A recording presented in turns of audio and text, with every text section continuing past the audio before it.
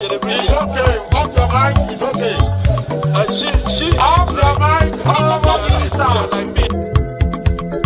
Chai! Now wow, people wey suppose talk truth to power don't off mic.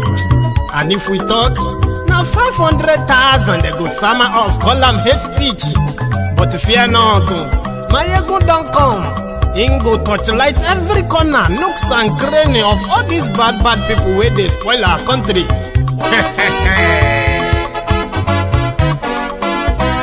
So my people make we laugh, oh yo yo. Maiyegun don't come, oh yo yo. My people make we shout, oh yo yo. Maiyegun don't come, oh yo yo. Maiyegun don't come, man of the masses, oh yo yo. Maiyegun don't come, oh yo yo. Maiyegun diary politico, oh yo yo. Maiyegun don't come, oh yo yo. This one not the off in mind. Oh yo yo. Maiyegun don't come, oh yo yo. Can in the touchlight every corner. Oh yo yo. Maiyegun don't come, oh yo yo. Okay, some people be they holla say they want the power. Chai. Them be promise us say we go get light and power. Nah. Them hustle sote they can't get the power. But now they know they do anything with the power. Sure. Every day, dollar, just they get it higher power. Over naira. See them talk say, make we off mind. But thank God say, Maiyegun don't come. So my people make you laugh, oh yo yo. Maiyegun don't come, oh yo yo. My people make we shout, oh yo yo. Maiyegun don't come, oh yo yo. Maiyegun don't come, man of the masses, oh yo yo. Maiyegun don't come, oh yo yo. Maiyegun diary politico, oh yo yo. Maiyegun don't come, oh yo yo. This one not they off in mind, oh yo yo. Maiyegun don't come, oh yo yo. Person where they do evil, no one make person talk. Them say that Maiyegun, that man too they talk. He too they talk. Say Maiyegun diary, he they hot like pepper. But every day then they take money in bulk. Poor man picking, they the street they hawk.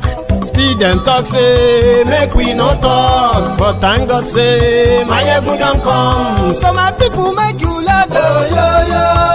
Maiyegun don't come, oh yo yo. My people make you shout, oh yo yo. Maiyegun don't come, oh yo yo. Maiyegun don't come, man of the masses, oh yo yo. Maiyegun don't come, oh yo yo. Maiyegun diary politico, oh yo yo. Maiyegun don't come, oh yo yo. This man not the off in mind, oh yo yo. Maiyegun don't come, oh yo yo. Aha. Now you not done here. All these bad politicians, them we call themselves politicians. When they thief our money, we no want to make the common man get.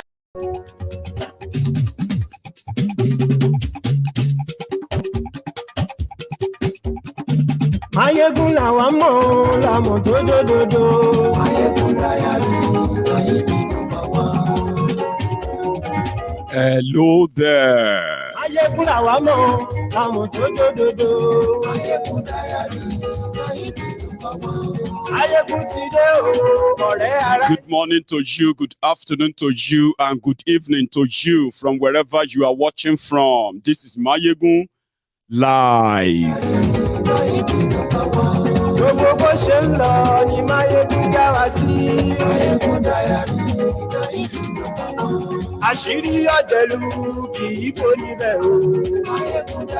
My face is just shining somehow. I'm wondering why.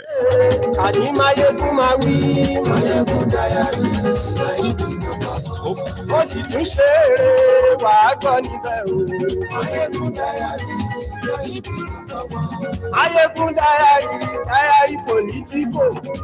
Before I go, Godfatherism. Thank you so much for joining me from wherever you are watching from. This is Maiyegun Live. Read the caption of this broadcast. Share the broadcast. Then read the description as well. Like the broadcast. We are starting in a moment.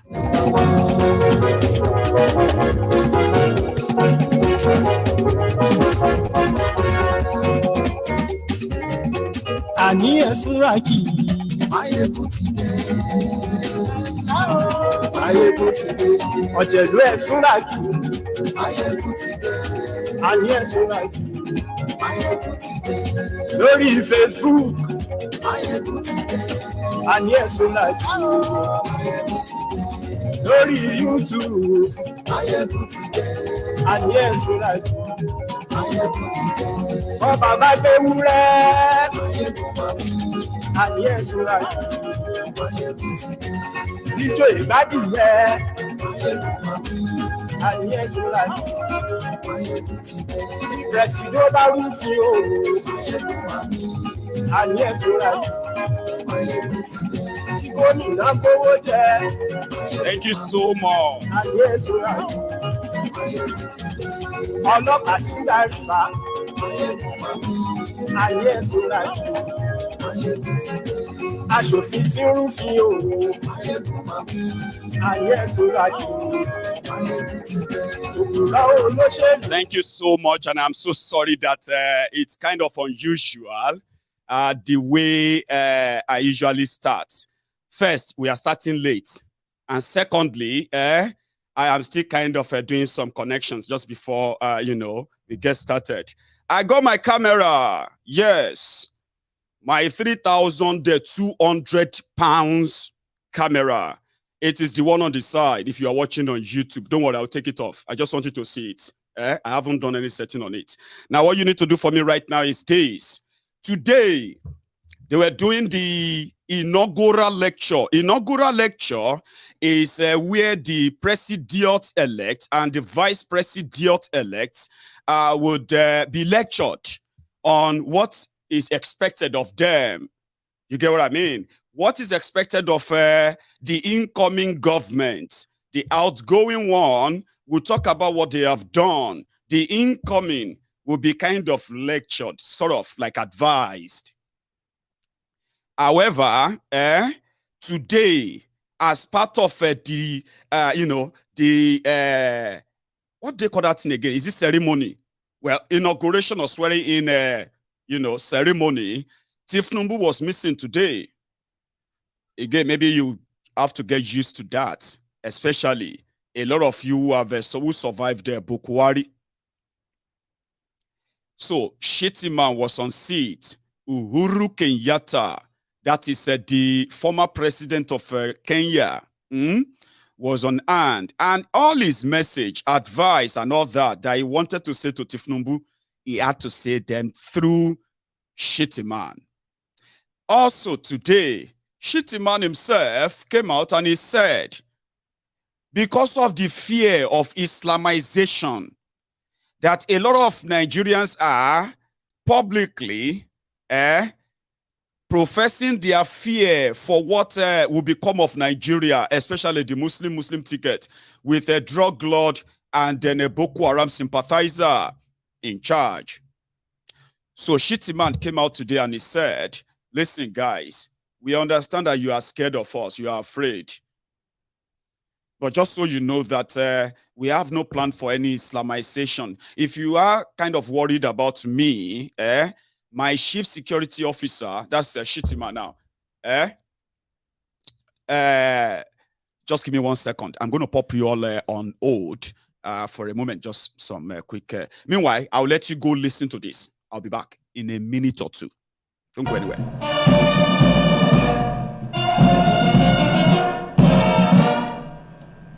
Please sit down. Thank you very much. Your Excellencies, the Presidents of Ghana, Senegal, Togo, Niger, and the representative of the Chadian President, the Senate President, the President-elect represented by his vice, Senators of Lagos, or Governors of Lagos, and other governors here, members of the National Assembly, President and Chief Executive Officer of Dangote Group,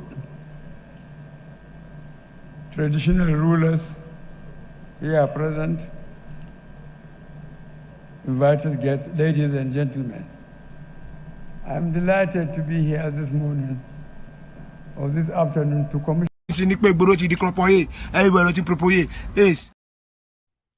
Thank you very much. So he said he has appointed a Catholic Igbo Catholic as his chief security officer. Just maybe that will put your mind at rest. Don't worry, we are going to take them on one by one. And tonight, it's also going to be an open mic. Open mic in the sense that you can call in any moment from now, but I'll tell you when, okay? But it's not going to be like that stretch, presentations. It's going to be like, interactive. So today in Abuja, where they were holding what they call the inaugural lecture for Tinubu is missing. Now, I want to take it on. Meanwhile, there are already what they call more or less like a declaring a sort of curfew in some part of Abuja, where the Nigeria military, police, and the rest of them, they are currently showing what they call the show of force. That is to show that anybody that tried to come and protest here tomorrow, this is what you are going to meet. This is what you are going to see. I'll show you that video, but let's go to that venue where Uhuru have some words. And if I may address His Excellency, the President-elect, President Tinubu, through you, Your Excellency, Vice President-elect, I speak to you as a brother, but also as an elder statesman in leadership. The contest is now over, and the hard work of building a prosperous and unified Nigeria now begins.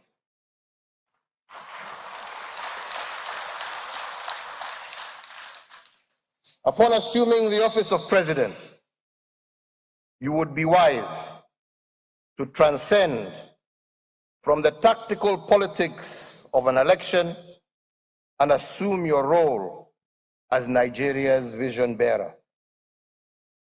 This will demand a complete overhaul of the adversarial mindset that we as politicians are conditioned to embrace during the electoral process.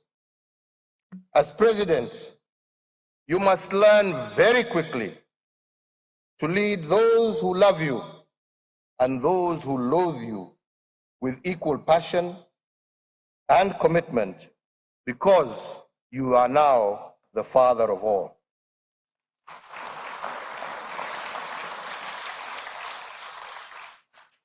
As your fellow African, I look forward to a Nigeria that emerges from this transition ready to flex and fight for its rightful place on the global stage with both hands at the ready. Your Excellency, President Buhari, I once again thank you for your leadership. I thank you for your friendship. Ladies and gentlemen, I thank you all very kindly for your attention. May God bless you all.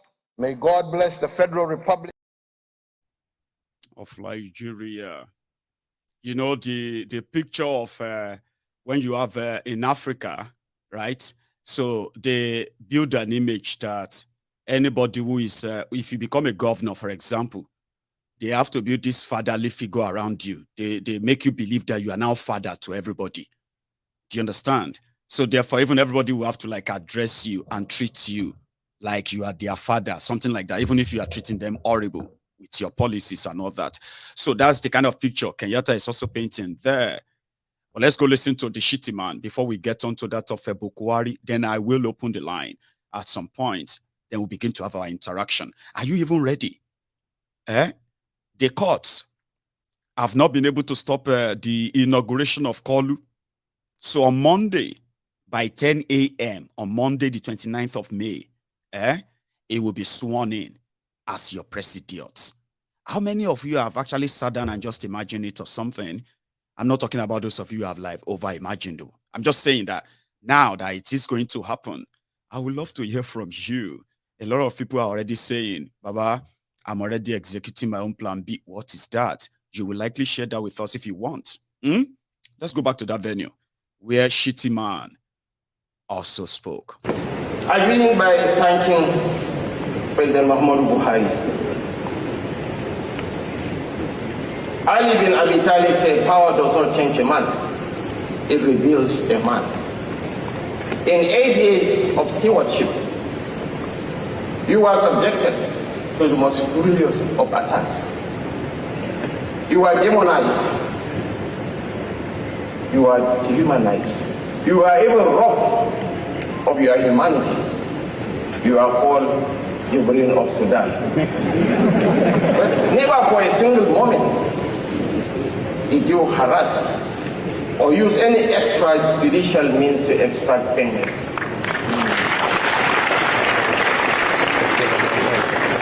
About a year ago, the nation was at the brink of an implosion. There was acute agitation for a power shift. For the first time in the contemporary history of Nigeria, I dare to be contradicted by anybody. For the first time, a sitting president provided the enabling environment for the conduct of a just and fair primaries in its political party. That was how President-elect Ashwaju Bola Ahmed Tinubu emerged as the flag bearer of the APC. And as H.S. Aga said, the truth that sets men free is most often the truth that men prefer not to hear. The digital anarchists can say whatever they want, but the truth is that President Muhammadu Buhari conducted the fairest and just election in the contemporary history of this nation. Ralph Waldo Emerson said, your actions are so loud that I do not hear what you say.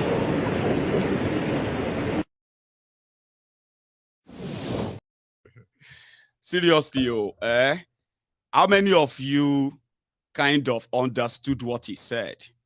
Apart from the time he lied, that Buhari was abused, demonized, and Buhari never used his power to arbitrarily, apart from that part, how many of you actually understood what he said? He was just pretty much like, blah, blah, blah, blah, blah, I mean.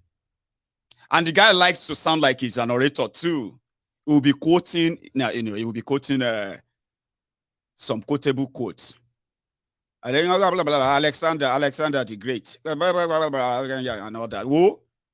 By the time Kolu finally disappear, by the time you no longer see Kolu anywhere, you better also get in, in transit, President Shettima is going to be in scale like that. You understand? Anyway, Buhari, who decided to continue to live in his own world, in his own bubble, he said Nigerians shouldn't worry about debt. You should worry about investments, what they use the debt for.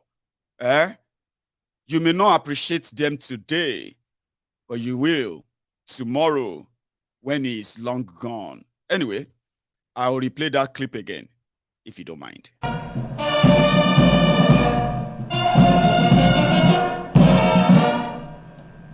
Please sit down. Thank you very much. Your Excellencies, the Presidents of Ghana, Senegal, Togo, Niger, and the representative of the Chadian President, the Senate President,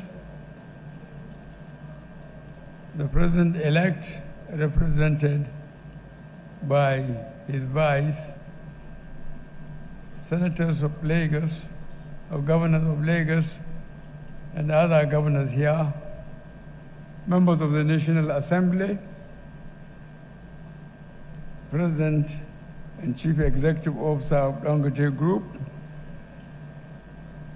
traditional rulers here present, invited guests, ladies and gentlemen. I'm delighted to be here this morning or this afternoon to commission this greenfield Dangote oil refinery and petrochemical complex. I recall that just about a year ago, I was here to commission your fertilizer plant and had the opportunity to briefly inspect this refinery complex then under construction. On that occasion, the group chairman, Alhaji Ali Dangote, hinted to me that the refinery will also be ready for commissioning before the end of my tenure in office, and will extend the invitation for me. Let's just take that out, because it's the wrong clip. Anyway, so in his own speech at the venue, that was where he said, although he is leaving Nigeria in serious debt, but he believed that he has invested in the future of Nigeria. And with Kolu coming in, he is very confident that all he couldn't achieve, all the results that should have come out of the indebtedness, whatever it is right now in Nigeria, right? That when Kolu comes in, Kolu will fix that. But Kolu was not on seat. So inside Abuja, for those of you who are in Abuja, inside Abuja, today, it's been like that for a while. But today, I don't know if you have seen this.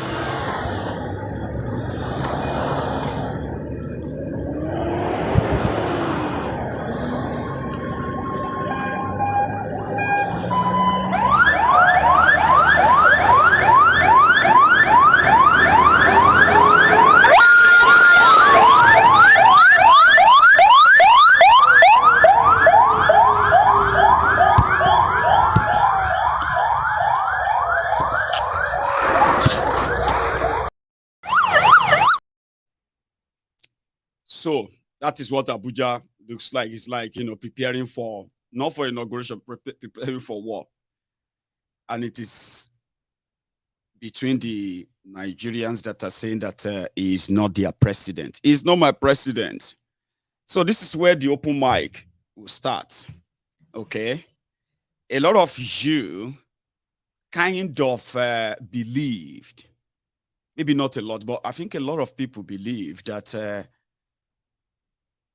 in that same corrupt Nigeria, compromised institutions, somehow, they will turn around and shoot themselves by themselves, like commit political suicide by granting your wish. What I mean by that is this. The law shouldn't kind of respect anyone, okay? Everybody should go before it, present your evidence, who is right and who is wrong, you know what I mean? But that's not how it works in Nigeria. I was at a barber shop today, and a kind of a very big brother like that here in Glasgow was in that shop as well. And we kind of, barber shop, we started gisting and talking, and all the gist and all that, things got to that of Nigeria. And he did mention that, man, there's nothing that can stop the swearing in of Tinubu on Monday. I was like, were you expecting the court to stop him before? It was like, no, it wasn't, but it was following. I was like, they won't do that. The reason is because it is about power. Before now, it was, Tinubu. The moment INEC announced him, it is no longer Tinubu. It has become the business of so many seen and unseen hands. Whose interest, if Tinubu gets swept out like that, whose interest will also kind of go down the drain. So the forces that are going to try and hold it together for as long as it takes, they are more than just Tinubu. And that is why they prefer to take the institutions than to look for any smart ass that can beat the system. You know, Nigerian lawyers can manufacture evidence. Do you know that? In Nigeria, they can manufacture evidence that doesn't exist. They will manufacture it. They can manufacture a sort of a segment of the law that doesn't exist. And they can use that to deceive the judges and get judgment in Nigeria. But that's a long thing. Why do you need to get a smart lawyer when you control the justices of the courts? Why do you need lawyers? Why do you need to bribe or get to pay IT experts to rig, to hack into INEC server and rig election for you when you can buy the entire INEC by buying their chairman? So it is bigger than just Tinubu anymore. Every time you wake up and you look at him and you feel so angry and all that, and you wish that something right will be done, just remember, it is not just him anymore. Your pastors, your imams, your babalawos, your your doctor, all those important people that you think are not even politicians. Everybody have a stake now. And having stake means they will sabotage everything and just to keep him there. So the battle is beyond just what is right, what is legal, or what is not right, or what is illegal. It is about the interest of the establishment. So I'm not expecting them to kind of look into any evidence and get Kolu sanctioned. No, they won't do that. In Nigeria, I have told you before, what they care about or what they care for is indeed, they look for technicality, error in any of your cases. And they can say, oh, because of that. So when they threw out all the cases on Friday, yesterday, the Supreme Court also said that opposition in Nigeria, they are using social media to bully them, to oppress them. She wahala never comes, so. You will won't go seek justice. His lordships are lordships. Justices, they are now saying that you are using social media to bully them, to threaten them, and you should stop. Now, what does that tell you? They already made up their mind about you. So what they are doing mostly right now is that, they are not going to accept the result. They are not going to accept the court judgment. They will want to foment trouble. Like, you know what I'm trying to say here, right? Okay, let me explain that. When you feel cheated, they will tell you to go to court, Abi. Now, you go to court, you approach that court with confidence that justice, you get it, Abi. But that is not how it works in Nigeria. It doesn't work that way.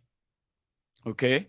So what they are now doing, rather than them to be prepared and be neutral and listen to everyone, they are already taking sides because the same thing, those who rigged you, those who robbed you, those who attacked you, those who killed you because of election, the same thing they are saying that you are bullying them on social media.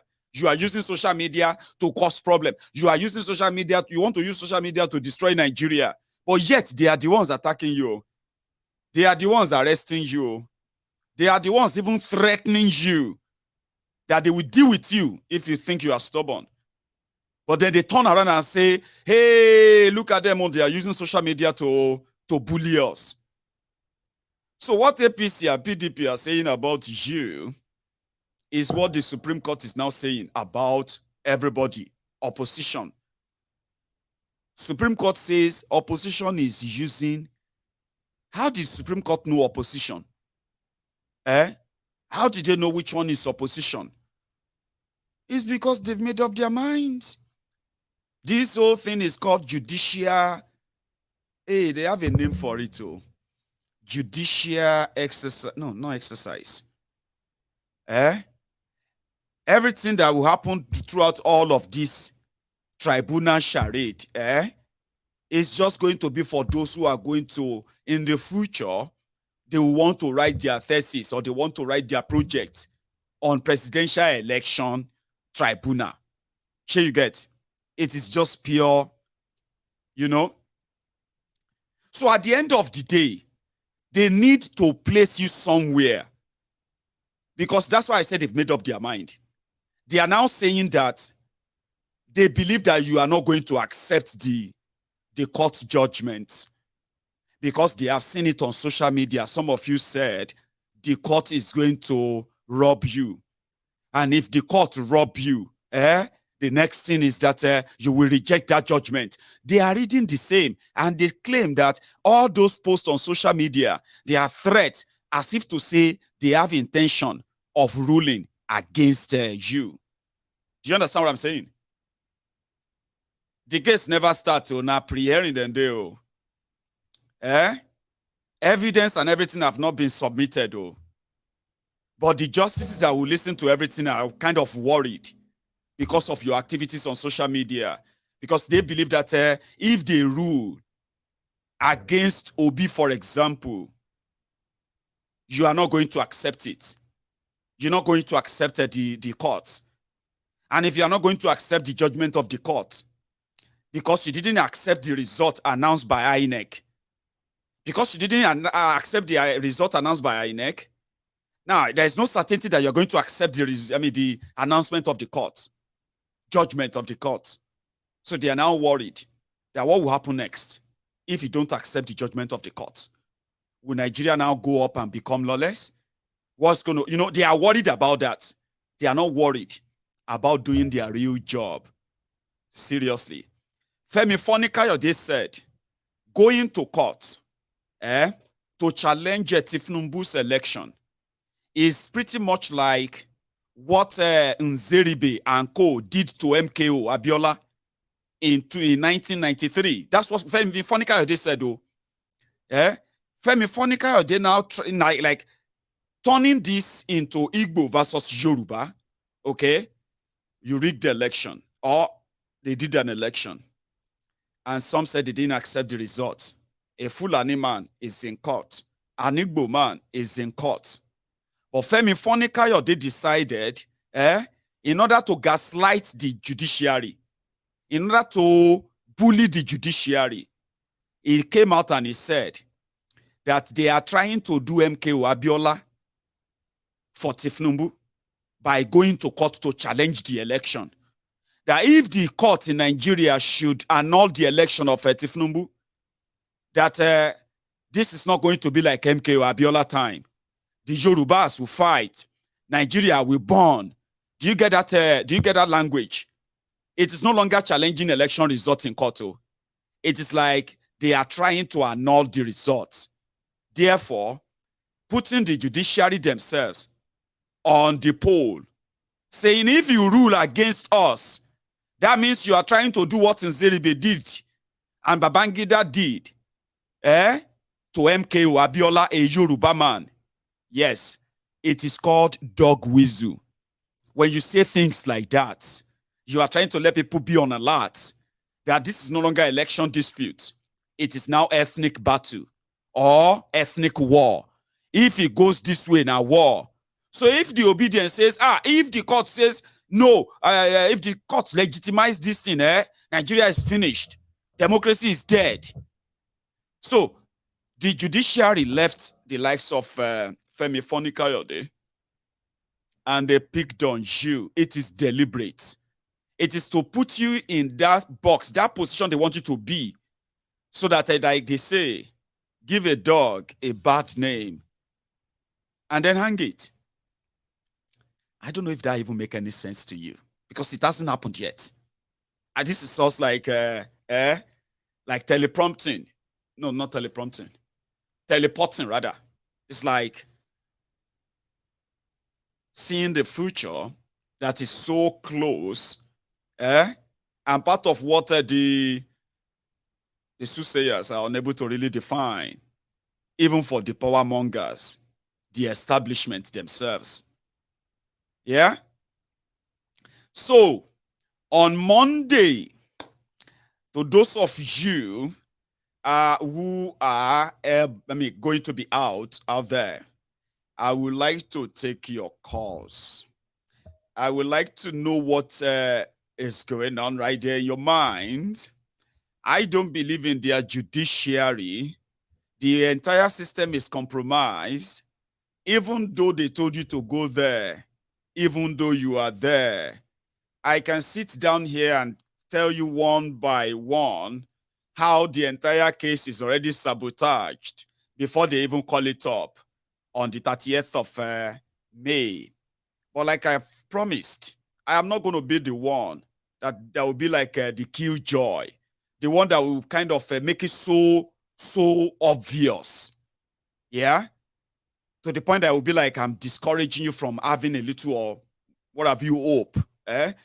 I love it when people say they have hope, and then they kind of believe that something is going to shift, not through the system that actually mess the thing up. So if you think Monday is still not here, and indeed you have a different view of what Monday will be like, of course, be my guest. Now, I'm going to take a short break. I'm still going to continue talking, though. So when I see call, I'll take it. And then when that drops, I'll continue talking. That's what our night is going to be like tonight. And the reason why I'm doing this so early is because we are going to finish early again. Okay? Yes. So I am going to pop everybody on a short break. Okay? And that short break is just briefly. Okay? Then when I get back, I'll continue my presentation and I'll take us in between. It's an open mic. Are you ready? For President Kalu from Monday? Or let this just be a bad dream, so that by Monday when you wake up, it will be a bad dream and it won't be a real one. Abi? My brother is real. My sister is actually real. And I would like to see what some of you actually feel about it. You know something, right? Before I go. The Presidential Transition Committee of Tinubu, for the past 1 week, they have been sending messages to your mobile phones. If you are in Nigeria, you probably have received them a few times. Pretty much like begging Nigerians that give him a chance. We need unity. We need to come together. Let's come together for the sake of Nigeria. Let us forget everything that is dividing us. Let us, those kind of messages. I don't know if you have received them or if you have been receiving them as well. Yes, they know that Nigeria is divided. Sure you get. And what divided Nigeria so badly this much starts with injustice. It's just about 48 hours, less than 48 hours now. Buhari will become the former president of Nigeria. And for his entire 8 years, he was so bloodthirsty that his own personal hatred for the Igbos manifested in his 8 years government, that if the Igbos are beginning to list out those that are judicially killed by Buhari's government in the last 8 years. Even when their court said the man they kidnapped from Kenya, when they kidnapped them as Nnamdi Kanu in Kenya, Uhuru Kenyatta was their president, is the former now. Their court said Nnamdi Kanu should be released and returned back to Kenya. The injustice in Nigeria that is so permanent, so normal to a lot of you in that contraption reared its head, and to this day, it has breeded even more hatred for that Nigeria, especially from those who have suffered toward unnecessary injustice in Nigeria, denied injustice completely, denied their humanity, humiliated in their own country, supposed country, to the point that people have kind of departed. A man that rose and stood for those that have become the victims of terrorism in Yoruba land, Sunday Adeyemo, Oloye Sunday Igboho. The Nigeria system under this criminal who actually spared criminals and then chased the citizens of the country. He went after Sunday Igboho, and to this day, that injustice meted at that, that man under this Buhari has breeded even more hatred towards Nigeria from the Yoruba folks. Seriously. So Buhari divided Nigeria, then coupled it with corruption that has now grounded the country to a halt, whereby poverty is now the order of the day. People have become more poorer. Crime has increased in the country under these criminals. So a divided country is what Buhari is living. However, you have your own say. 48 hours. 48 hours won't be like enough to correct all the wrongs. Not even enough to start, but at least it can start by releasing Nnamdi Kanu tomorrow.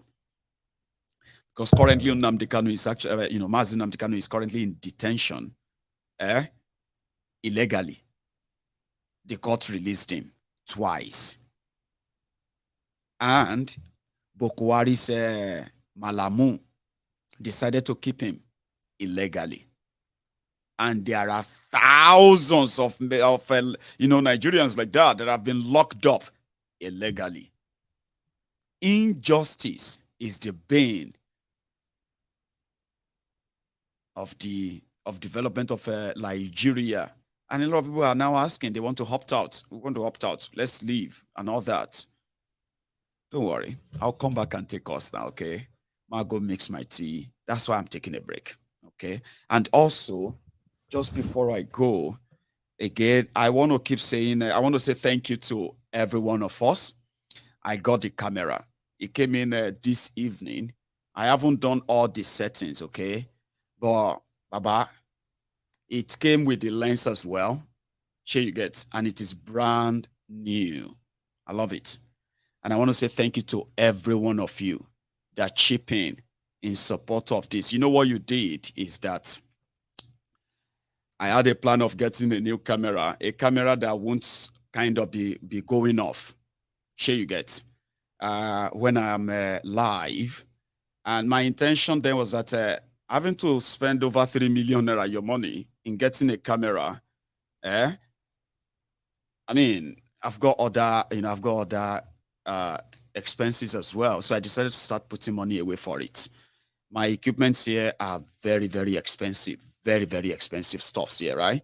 So there are no stuffs I can easily just go on and just go get and say, oh, I don't like, oh, my camera is blinking, I'm going to go get another one. It's not easy. So within a space of 2 days, you have been able to help. In fact, you motivated me into doing it now, okay? So I got a donation of 1,480 pounds. Thank you so much, oh. That's nearly 1,500 pounds. And you see this camera and everything that comes with it, the accessory, the lens and all that. Modern, oh, very lovely. Cost me 3,314 pounds. And I've got warranty on it, so I can have it for another 3 years. If everything goes on well, no error, no nothing, this is going to be the camera I'm going to be shooting with tomorrow when I go live. So you can tell the difference when you see the picture and all that. It's quite classic. So thank you very much. So what happened is that instead of me coughing out nearly 3,400 pounds, you saved me 1,500. So I only ended up spending 1,900 pounds. That's nearly 2 million as well. So thank you to every one of you. I wish I could start mentioning your names, but at least when you see this, that is to tell you that it is done. And I'm so grateful to all of you. Don't go anywhere. The line will be opened now. Tell me, are you ready for President Kalu? Who starts soon? Don't go anywhere.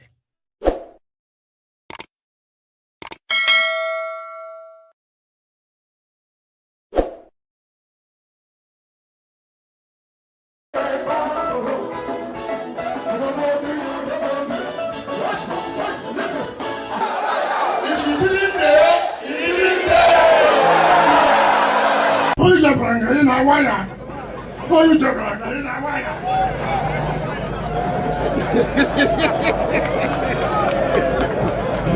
How many them there? Why we no go read them? How many them? How many them there? Why we no go read them? How many them there? Why we no go read them? How many them? How many them there? Why we no go read them? How many them there? Why we no go read them? How many them? How many? Some people think say you dey do juju. If this is a joke, they will never go free. Them dey bone face oh yeah, na who them dey bone face for? Busy body yeah, you're so wicked they walk oh. You know, as I'm watching on television now, they paint them. That is all. And they sweet there. When they see me appear like this, they paint them. And I promise them, I'm here to bury them. I see they paint them, they see us. I see they rain us, they pay. When you say I see they paint them, they see us. I see they see us, they go they pay. I see they paint them, they see us. Face me and face you.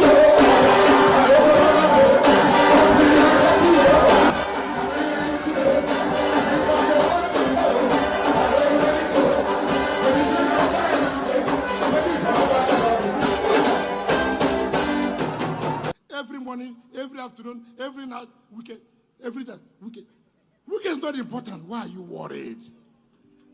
Weekend is not important. Why are you worried? Allow weekend to rest. A big man, a big man, a big man, a big.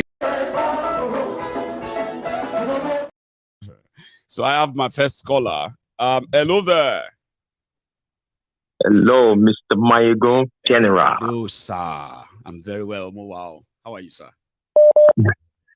Well, I would like to say congratulations to your new camera. You deserve it. You deserve it. I know. Thank you very much. I mean, I'm waiting to test it tomorrow and see what the picture feels like. The ease of me not having to worry about any blinking or flickering and all that. I'm looking forward to it. Thank you. Well, anyway, I was just calling because of the deception, that the obedience, believing that they will get this mandate back from Tinubu. There's no way. I don't care whatever those guys think about. Tinubu is the president of Nigeria. There's no way. These people know what they were doing. They will keep on a journey. They know what they were doing. It's too late now. You might just accept this guy. The Christian leader, they're already saying that they should just pray for Tinubu for successful presidency. Aligning. You start seeing them aligning, and it's Nigeria, isn't it? Yeah, I mean, all these things that they be saying that they will take the mandate from Tinubu, give it back to rightful owner. They're just lying to us. There's nothing nobody can do. Tinubu is the next president. That's it. There's nothing they can do. I mean, he's just done now. I mean, Baba, Nigeria is depressing. Nigeria is depressing new country. Waiting on the courts, but I didn't see that happen. I mean, happening, but now that's in the past. So we are now waiting on the tribunal to see if they will do the right thing. That's what people are saying, but I don't see that happening as well.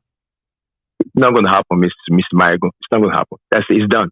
After all this celebration, inviting all these presidents to come to, it's not going to happen. No more. It's done. It's done. Anyway, Baba, thanks so much for stopping by, Baba. Nice one. I have another caller on the line here. Hello.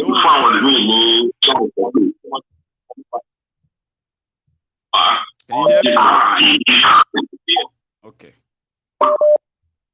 Hello. Right. Can you hear me? Yeah, Maiyegun. All right. I think I've taken another one then. Hello there. Hello, Maiyegun Baba. Oh, Yima. How are you? All right. Good evening. How you doing? How's the family, Baba? Same. Oh, we thank God. Oh, how's yours? Hi. How are you doing well? I hope Akin is taking care of Leila. Say that again. Sorry. Hope Akin is taking care of Leila. Oh, he's very fond of her.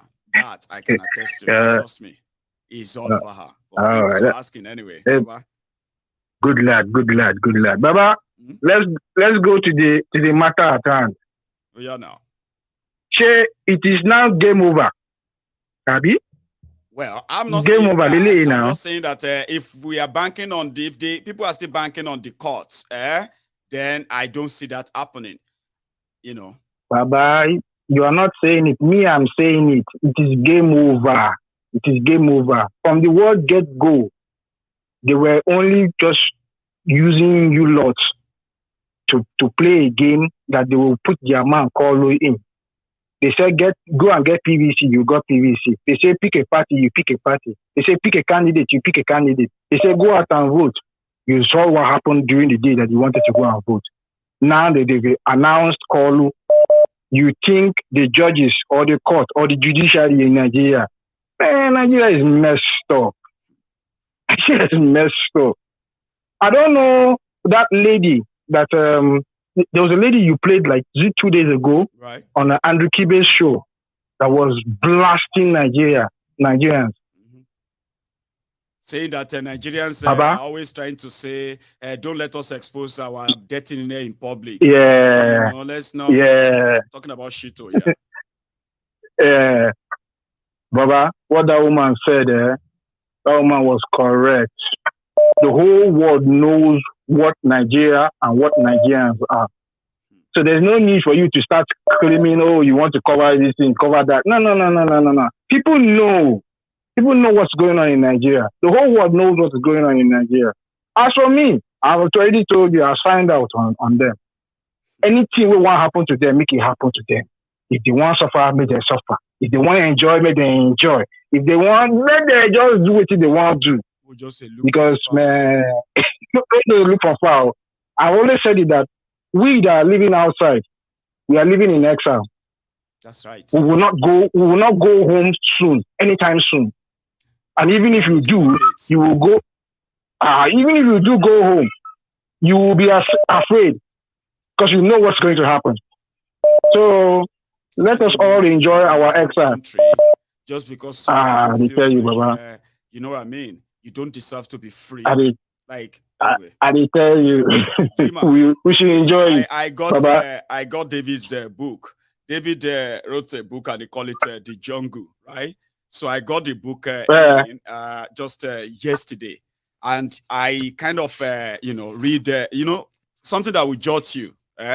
Is that by the time you get on the first chapter, the first chapter of that book is the horrible story of how Nigeria policemen in Abuja, in the name of arresting prostitutes, women, they decided to start raping them.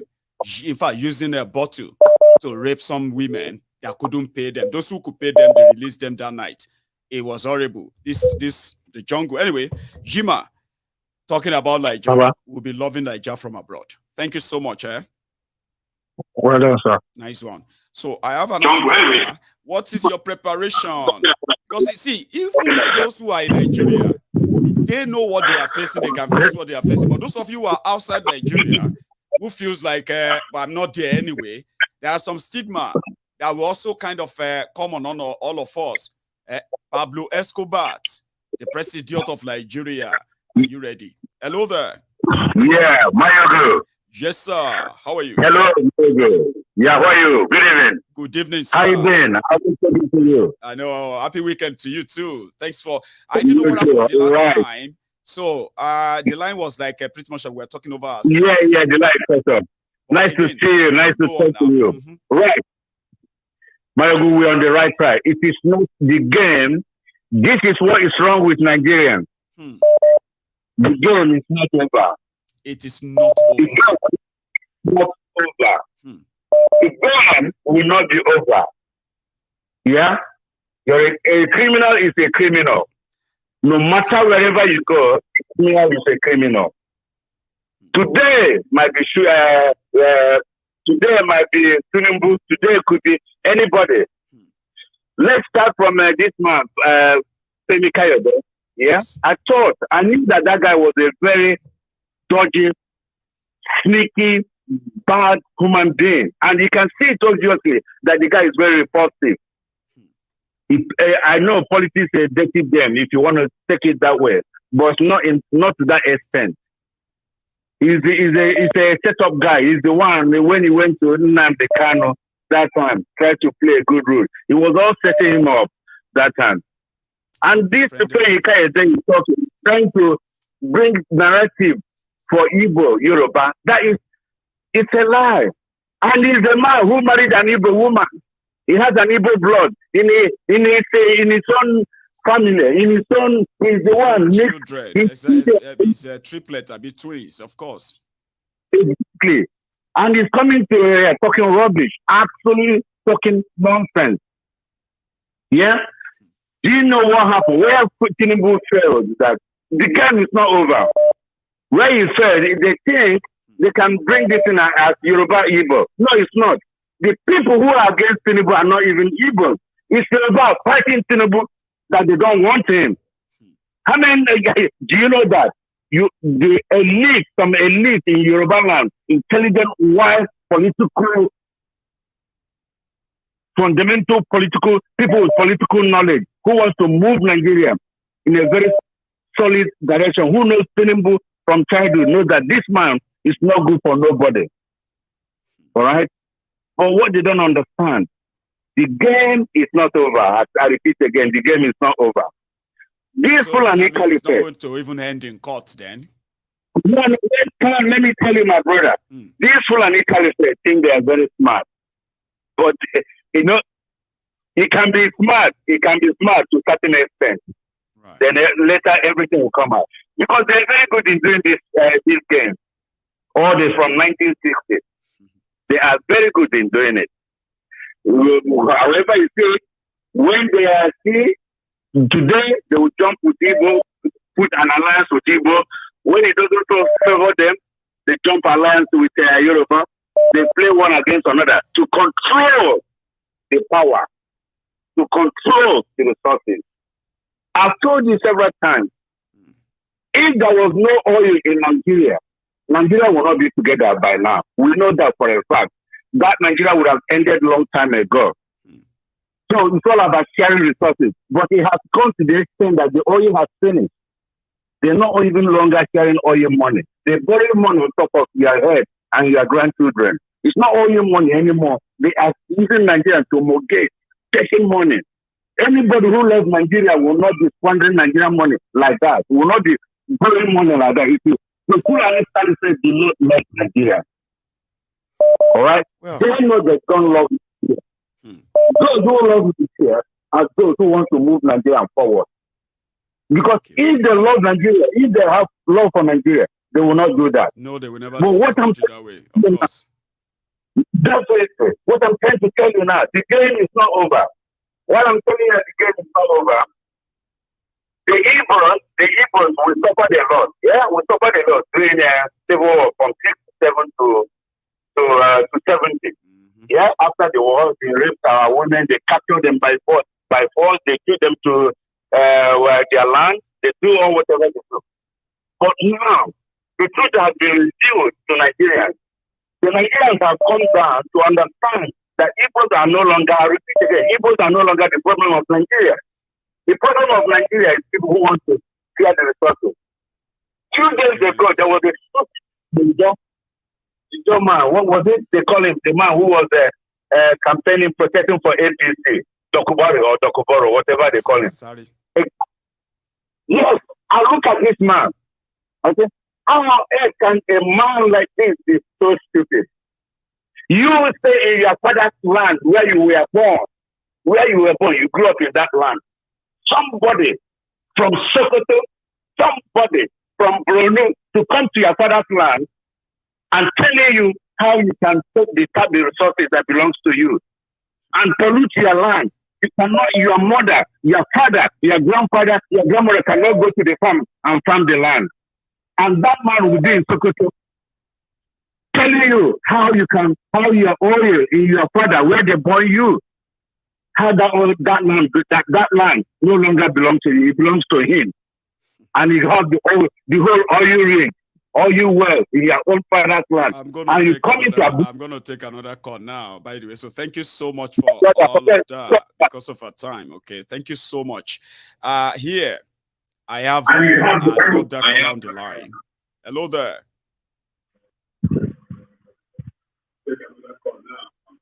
Thank you so much.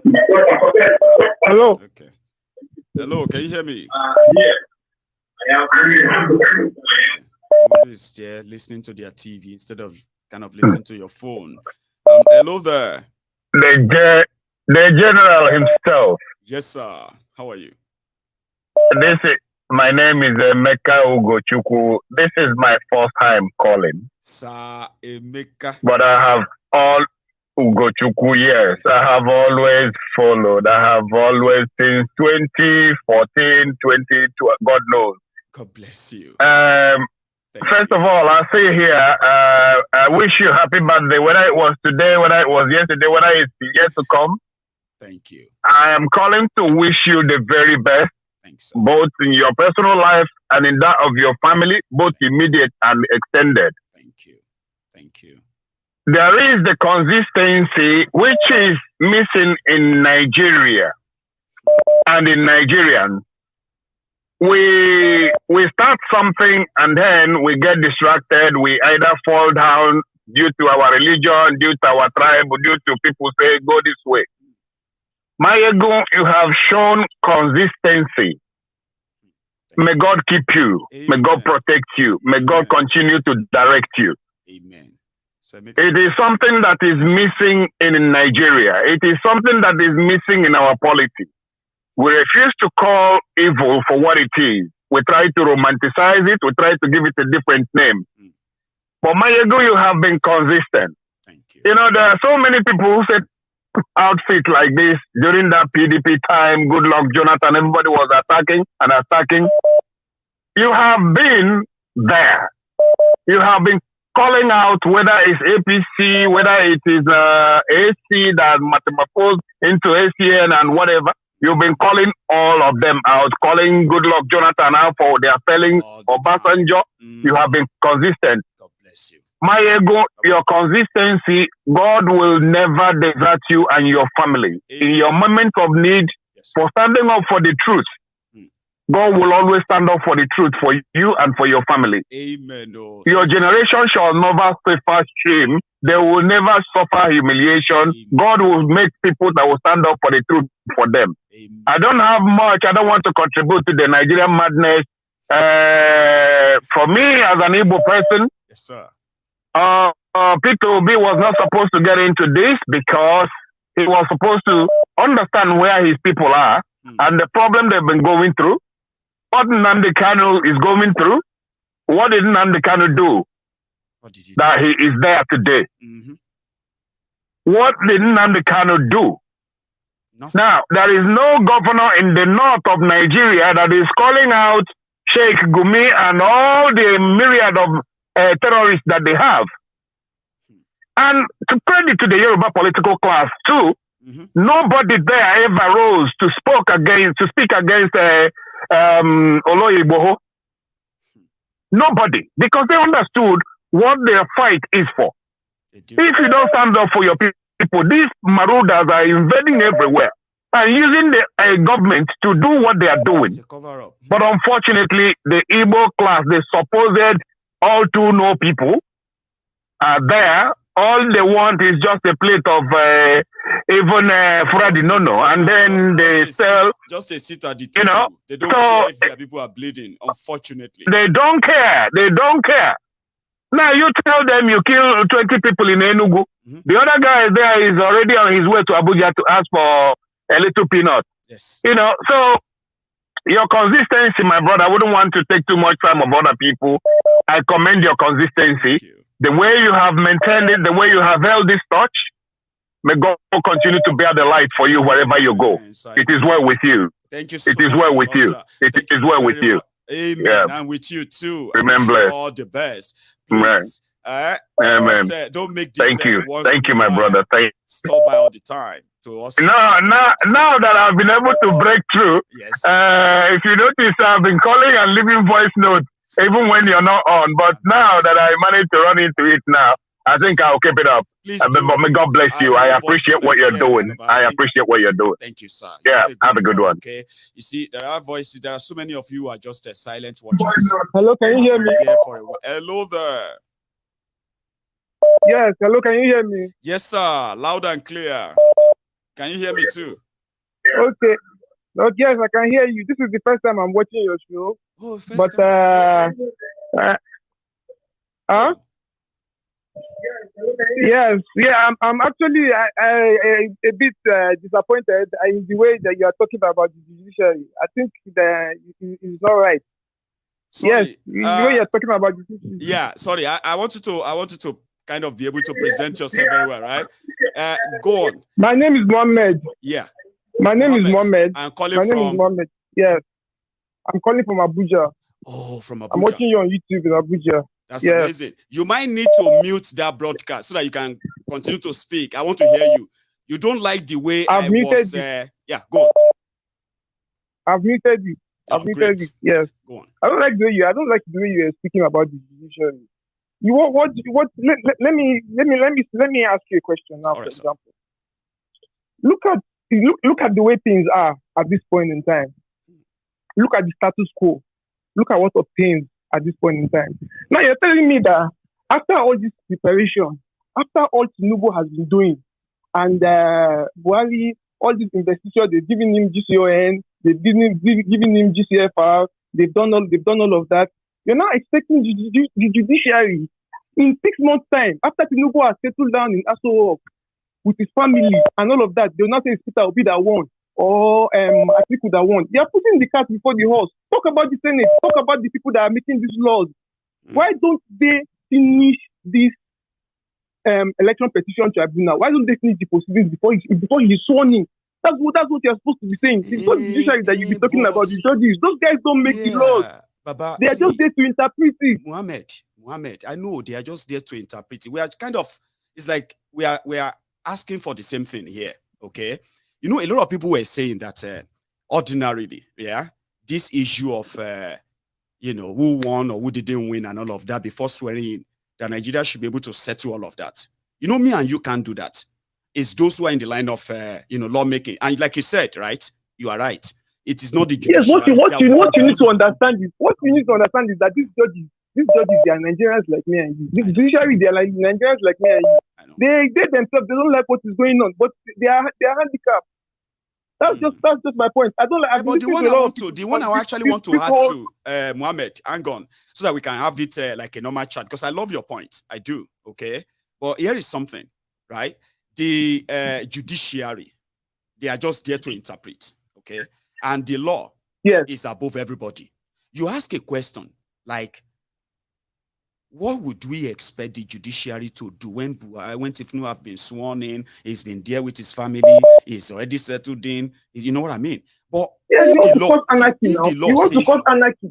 law says he didn't win, right?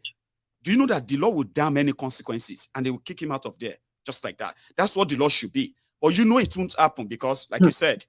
Okay, you want to cause anarchy, you want to cause war in Nigeria. So if the law says they should do the right thing, then it will be anarchy, So the law does not know what is right. The law doesn't know. Mohammed, the law understands what is right. No, hang on, Mohammed. Now you are agreeing with me now. You are agreeing with me that somehow, even if the right thing is to sack Tinubu, right? For example, but because of the fear of anarchy, the judiciary would rather say, for the sake of national unity, Abi, let him just finish. Yes. Abi? Yes. So can we now then say that the judiciary somehow are worried and scared too? The judiciary, they are like pastors. Okay. Usually they are our spiritual they are spiritual watchdogs. Do you understand? Okay. Look, Nigeria is already, look at it. If there's a revolution, if there's an anarchy, okay, you are in the UK now. Yes. It's not going to affect you. If Yawa starts now, what is going? If Yawa starts now, what is going to touch you? You see, what is going to touch you? We are here. I know what I'm telling you. I know what I'm telling you. You don't know what you are saying. You don't know what you are saying. Look at what is happening. Look at what is happening in Sudan. Mohammed, hang on now. You see, you want to have a chat. You have your own sort of fear. Yes. I can sense your fear in what you are saying too, right? You don't want anarchy. Yes. Yes. For somebody like me now, yes. saying this, to you, I am safe because I'm in the UK, right? You are in Abuja. Yes. Yes. It's going to affect you first before me. That is an ignorant thing that a lot of people are saying, that when you are worried about things happening in Nigeria, it is not out of it is not out of the blues. We have families too. I have friends who have been forced to go and search for money to pay ransom of their family members in Nigeria. I have people that everything going on in Nigeria, their main concern are those they actually love. They are out of Nigeria. But can all of our family leave Nigeria? So when you say you know what you are saying, you don't. None of us want any war or anything in Nigeria. Oh, Baba, Nigeria is not at war right now. Over 63,000 people have been but Nigeria can be at war. No, hang on. You see what I believe that injustice does, right? They don't prevent anarchy. They postpone it. So eventually, right, the injustice will pile up. If everybody feel like, we don't want fight, that's why we are doing this and all of that. But eventually, right, it will catch up. And you see that anarchy that nobody wants, at the end of the day, will be the order of the day. So it's not that, we want that if your judges do the right thing, the country will go up in smoke, like you are saying. So to avoid it going up in smoke, let's just leave the sleeping dog, let it lie. Abi? No be so? Yes. Yes. But the sleeping dog is not going to lie in the face of injustice, Baba. It will only postpone it. But again, none of us have control over this. You know that? No law in this world. No law. There's no law in this world that can destroy the state that created it. You have to understand, there's no law in this world that can destroy the state that created it. That is the purpose of law. Right. Do you understand? That is the purpose of the law. Peace is paramount. Peace is paramount. It is the number one thing. That's why you hear judges and you hear lawyers say that it is better to punish somebody that is guilty than to it's better to punish somebody that is guilty than to it's better to free somebody that is guilty than to punish somebody that is innocent. So all those legal terms that you can use to kind of, like they say in Nigeria, Nigerian lawyers can always manufacture their own it's not a matter of all right. You don't know me, that's why. I write articles. See, I wish you'd be reading my articles. I can sense that you have some lining in legal stuff, okay? You see, everything you have said right now is not, it has nothing to do with doing the right thing by your law. It is avoiding doing the right thing in order to avoid anarchy. That's what you've said. You are worried that if by anything... I'm trying to tell you what other people will not tell you. I'm trying to tell you what other people will not tell you. Even other lawyers will not tell you this. They'll be trying to look for constitution, look for this one, and be quoting this one, and be quoting this one. Right. But me, I'm telling you the truth. You are agreeing with me. That's what you are doing, Baba. Mohammed, you are actually agreeing with you, me. but I'm telling you that it is not. I'm agreeing with you, but I'm telling you that it is not. I don't like the way you are speaking about blame on the judiciary. Those guys, they're handicapped as well. Yes. Yes. It's not their fault. You see, the problem is that when it's not their fault. Wrong, is it judiciary that let us say, for example, now maybe Tinubu gave INEC chairman some amount of money to do what he did. Is it judiciary that gave him the money? Is it judiciary that gave him the money? They don't want to do. Politicians are the ones destroying this country. Politicians are the ones destroying this country. They've destroyed Nigeria to this point. Yeah, but law and order can put it back on. Don't you believe? They're the ones that we should always concentrate on insulting. They're the ones that we should always concentrate on blaming. But Baba, again, Mohammed, again, Baba, if the court cannot correct what the crisis, because this is like a crisis created by INEC, right? So if the law and order cannot correct that, and we just have to move on, right, to avoid problem, then everything will be fine. Yes. Okay, you know, like I said before, Baba, me and you have no control over this, okay? Judiciary will do what they will do, and like you know, once they do what they want to do, the system will take it up again, and then what? They will send soldiers for anybody who doesn't agree. No be so? Not so.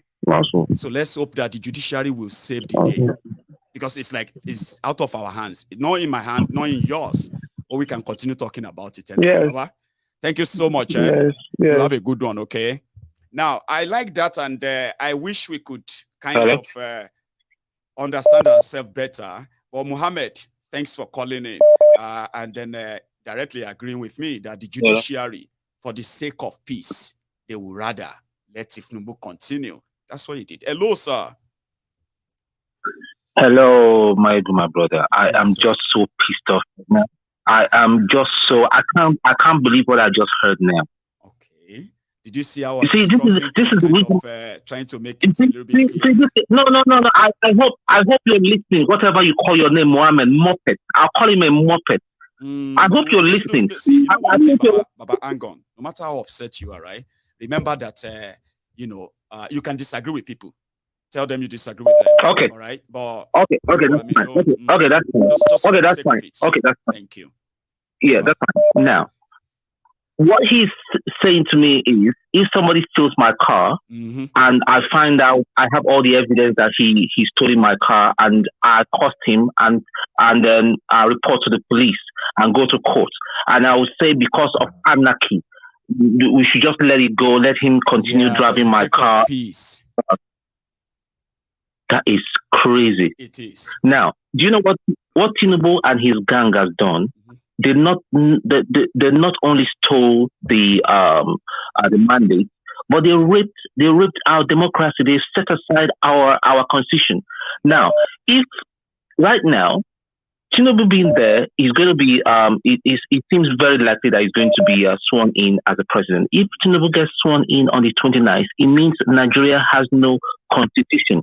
Now, on that thinking, it means anybody can come up and stage a coup d'etat. What is coup d'etat? Coup d'etat is not within the constitution or the federal. Yes. So any soldier that comes on now and carry out a coup d'etat is again acting on the same illegality. All these positions, because all these positions are even taking the laws into their hands. Now, the last speaker, I want to address some of the key points. But go on. He said the senators that we shouldn't blame Tinubu and all that. We should blame he was trying to say that we should blame the lawmakers. Now, the irony of the whole thing is that most of the lawmakers came into office on illegality. If we start drilling down and find out how they came to the office, that is why when there's an illegality going on and all that, they cannot speak because they to their hands are soiled. Their hands are product of illegality too. Exactly. Look at you see that Dogua, that guy that killed about 15 people in Kano. Yeah. The court said it is unconstitutional to charge him for murder. The Kano state government, they cleared him of murder. He didn't go to court. He didn't do anything. Now I think that is what Nigeria has become. The impunity. These people are becoming so confident. The judiciary that is supposed to be impartial are just confused because they too they are all compromised. Now, where do we go from here? From the 29th? Nigeria is no longer an entity.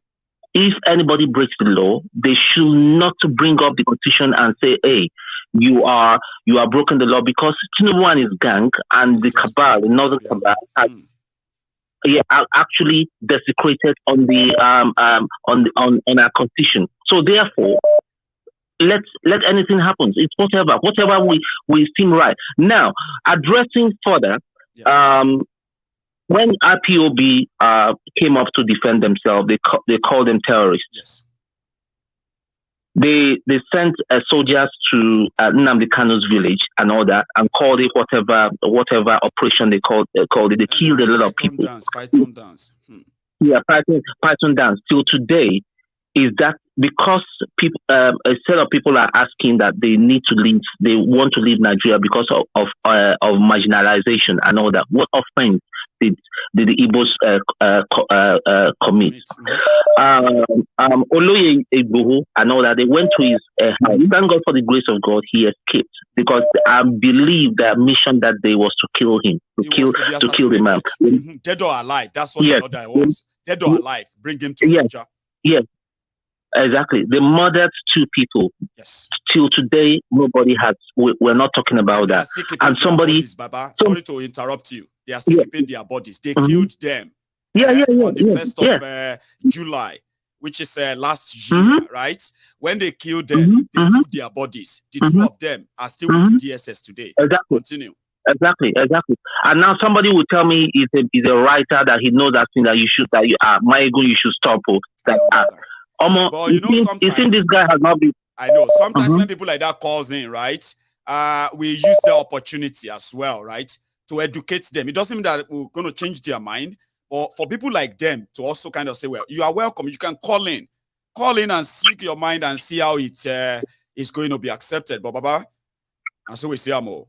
And then my brother that called before this Mohammed guy, he said something that that Obi will have not come out.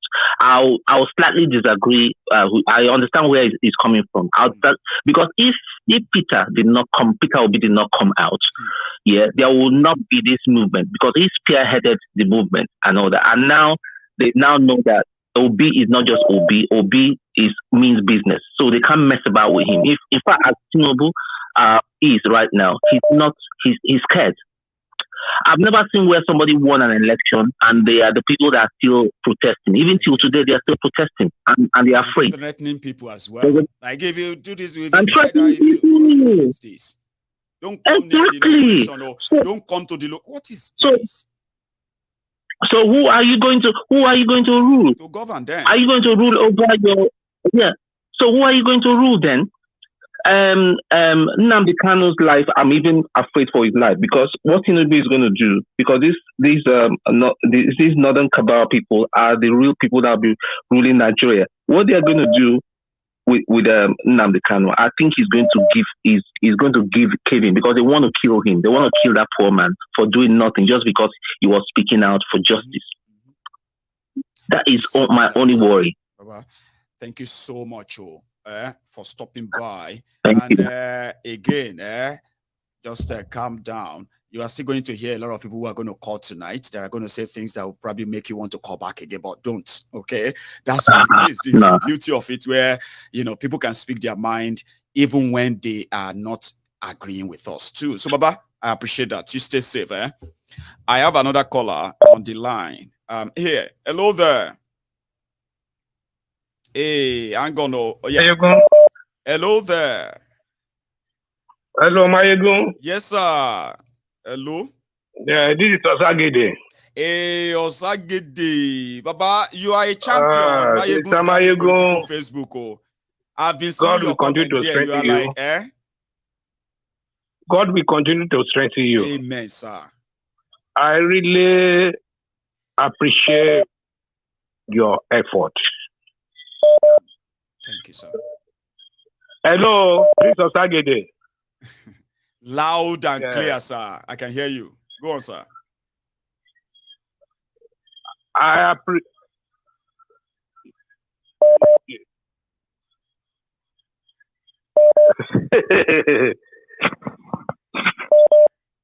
Can you hear me, sir?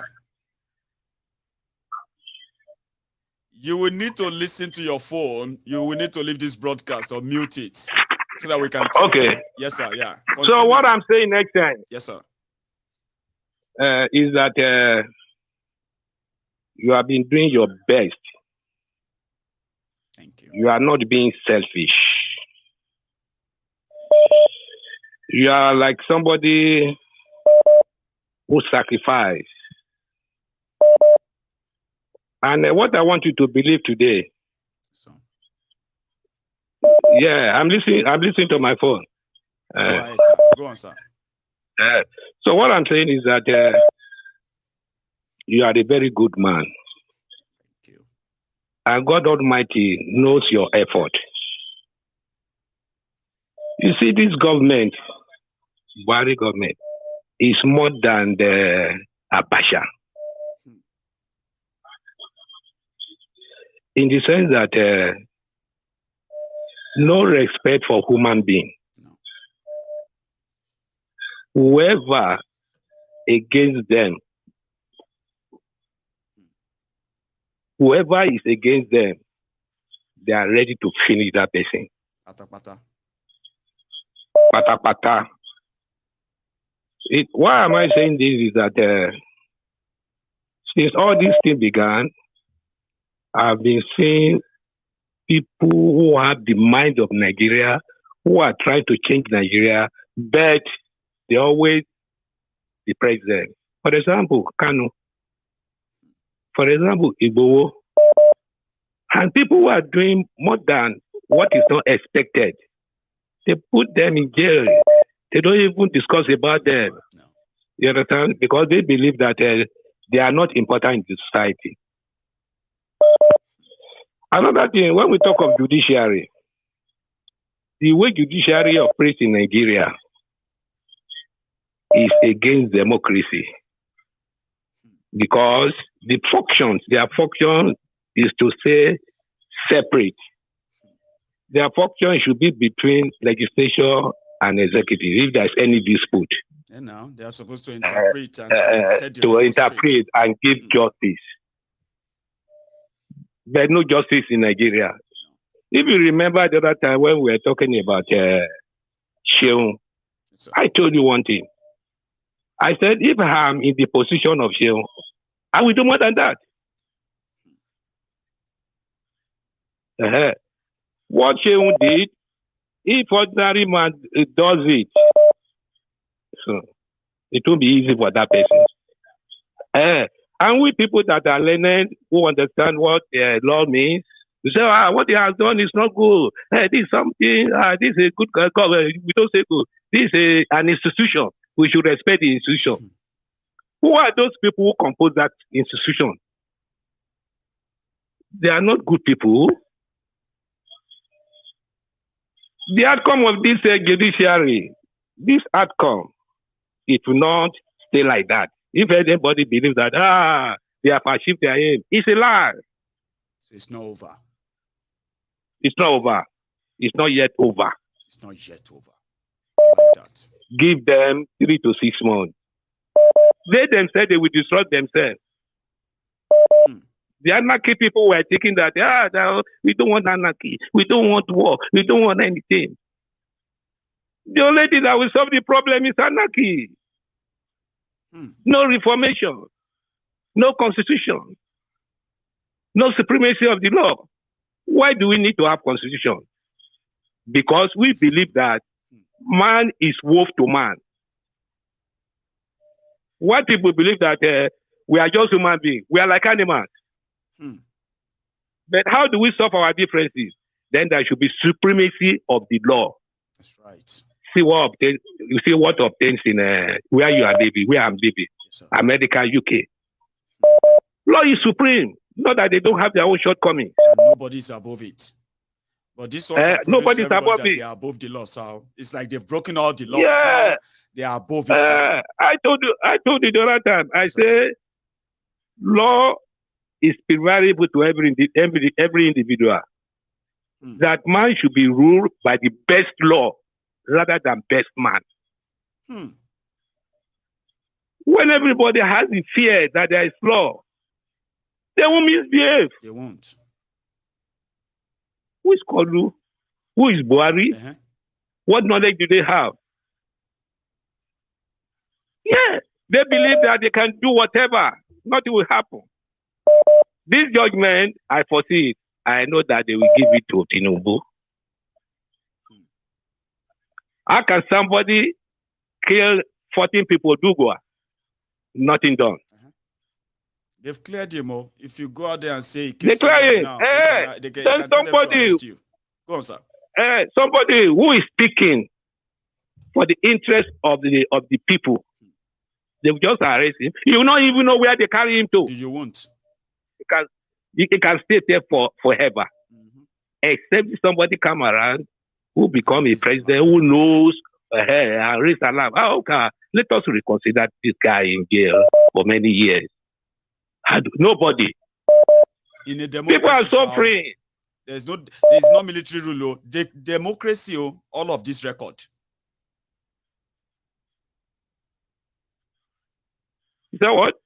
No, I said that all of this are happening in a democracy, not a military rule. Democracy. Yeah, that's why I'm saying that they are even worse than Abuja. How can they vote money for a project and they will share it among themselves? Nobody will talk. And they won't blink. And you can only shout. Thank you so much, sir. God will bless you. God bless you, sir. God will continue. I will. You have no problem. Thank you. Continue doing what you are doing. I will. Ìjókòó tọrọ máa dé bá. Gbogbo composition tí wọ́n kóra wọn jọ tọ́jú kìíní yẹn ẹlẹ́yà ni wọ́n ń ṣe.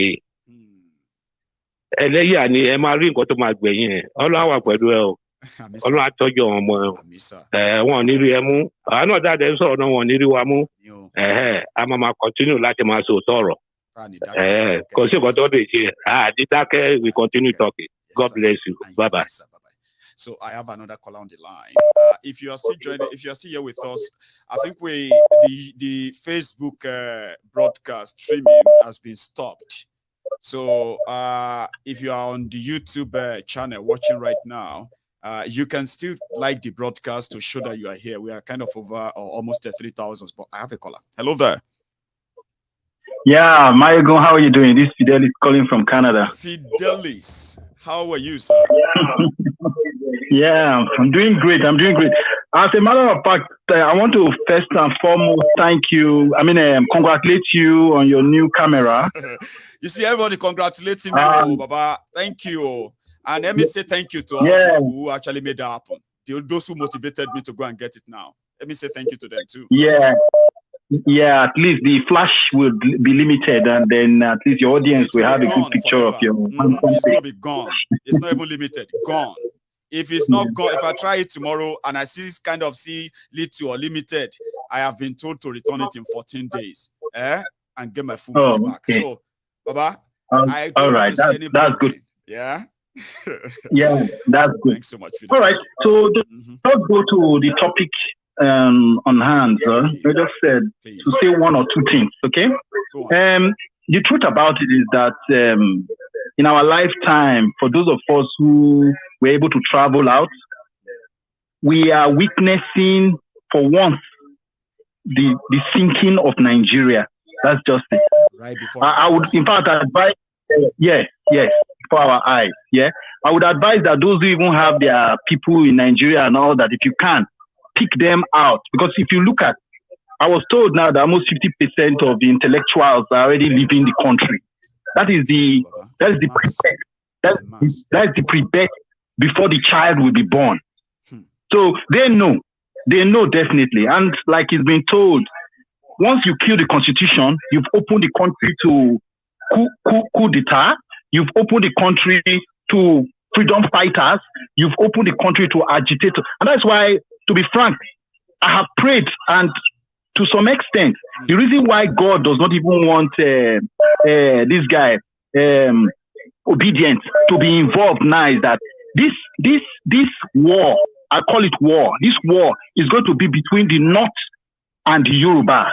That's exactly how it's going to be now. So Obedient should not even be in the middle at all. That is why the whole thing will start. You are right. It's going to start between us. Let me tell you something. Yeah, a lot of people have put so much investment in this, and they've been brainwashed and all of that. This is something happened. That Shettima will have to take over. Yorubas will never forgive these people too. I mean, well, I'm talking about Yoruba Kuzo, because when we say Yorubas, it's like Yorubas. Because they don't even have a majority Yoruba with them anyway. But go on, Fidelis. Yes, from what I'm projecting, Tinubu is not going to last. Shettima or his vice is going to take over very quick, because they hold Nigerians' ammunitions, And they cannot see why, even with the fact that we know that the whole Nigerian defense, that the South can still make mouth and talk. You understand? So Tinubu is going to be played out of the game very quick. But if Tinubu is smart enough, with the money that he has, he will be able to get defense to be able to safeguard the South. Defense, take this and take. Well, yes, we are about to see that is it. So that is it. So in our own lifetime, that's exactly what we are going to witness now. Listen, this shithole Nigeria, no one person can come. Even Peter Obi, as far as I'm concerned, he can't carry the consequence, and there's no need for him. He can only delay. I was told that. Yes, I was told that they said once Tinubu take over, they are going to pay all Nigerians 50,000 naira each for them to use to. I mean, that's all bullshit. All bullshit. We see exactly what happened in Sierra Leone and many other countries. So this is exactly what it has gotten to. And for those of us who managed to travel, we should thank our God very well. We should thank our God very well. This is the end. Is the end. Once, like it's been said, once you kill the constitution of any country, it's as good as you have. It's like they call it a domino. It's like a domino. Yeah, the domino effect. Once one has, the other happens. So that is just it. Quite unfortunate, but I think that. I know. Thank you so much. For kind of acknowledging that too. But if there is no law and order, Nigeria is just going to be living on a borrowed time. And you see, it's gone. People get to know that the Nigerian constitution is not what gave Tinubu his presidency. Freedom fighters will come. There will be the freedom fighter. And don't forget too, Tinubu has enough money to bring in ammunition for himself. Because they're going to look, that's exactly what's going to play out now. Let Peter Obi go and rest. God has decided to say, I will spare your life. You are a good man. You have fought for the poor. But you see, this fight now is between the good and evil. It's between the devil and God himself. So, in fact, he should go and rest. Just relax and let's see how the whole picture goes. They're already beginning to shoot themselves. Yeah, that's just it. Fidelis Uba, thank you so much. May I take another one? I have another caller. And like I said, if you are still there on YouTube, because that's the only place we are watching right now, except for Twitter. So if you're still there on YouTube watching, you should like the video, okay, to show that you are here. Hello, sir or ma'am. Hello, Mr. Maiyegun. This is Taiwo from Australia. Hey, Mr. Taiwo, how are you, sir? Very good, sir. How are you, sir? I am also very well. Thanks for asking. And I bet you're already on Sunday in Australia, right? Oh, yes. Already, yeah. It's already almost 7 o'clock. Yeah. 7 in the morning. Wow. Yeah. Brilliant, sir. Everybody can hear you, please. Go on. All right. I just want to quickly point out something. I understand the caller that called from Abuja. You see, the problem is this.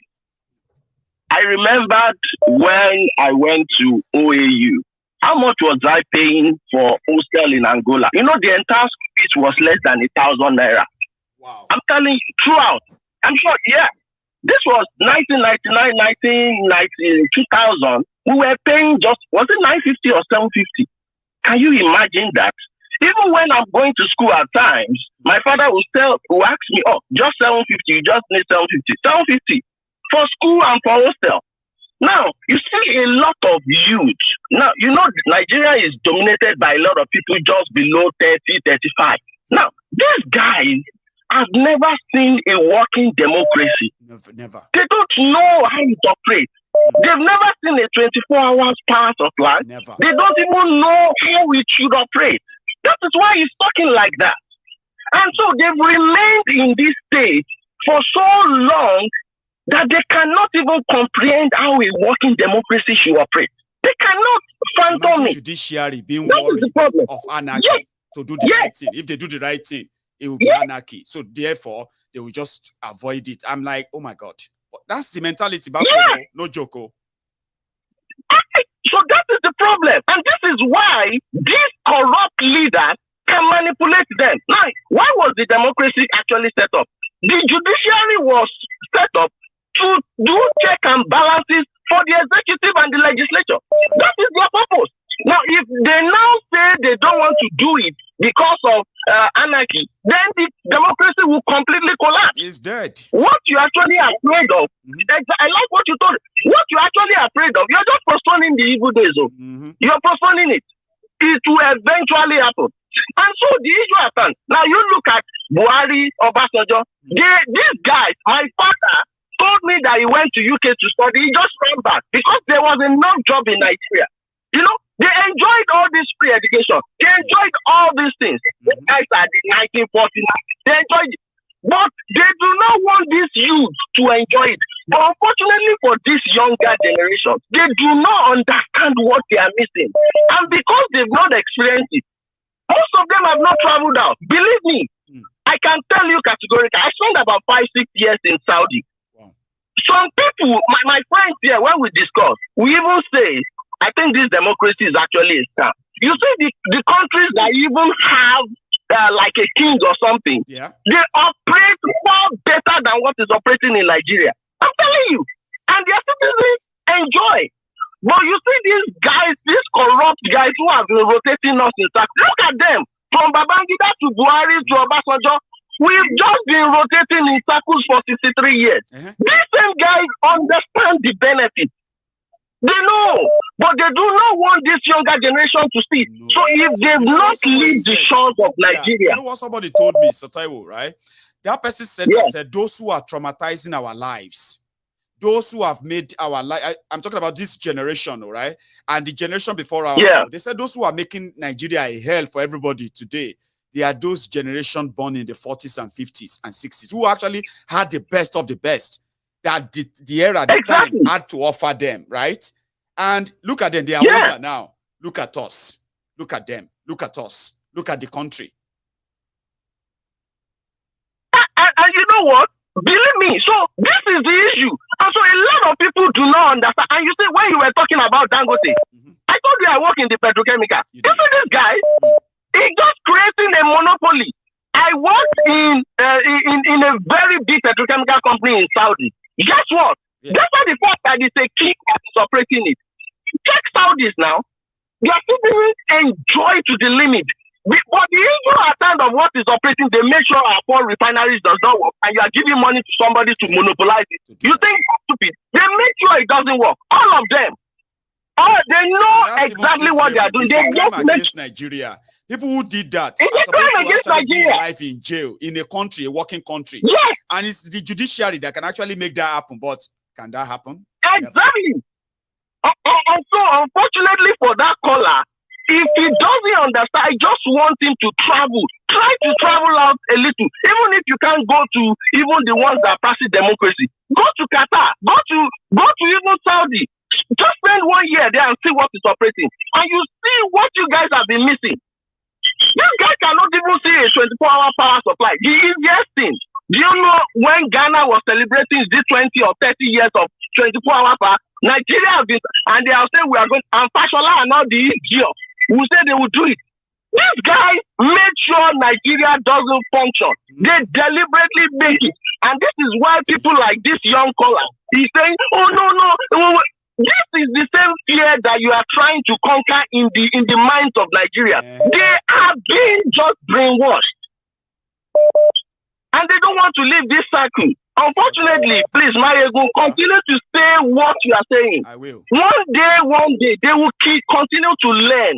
And for some of them who eventually travel out, they will see and say, these politicians, they need to even rot in jail. Honestly. Including all those who have served for years. They need to be brought back and go to prison for it.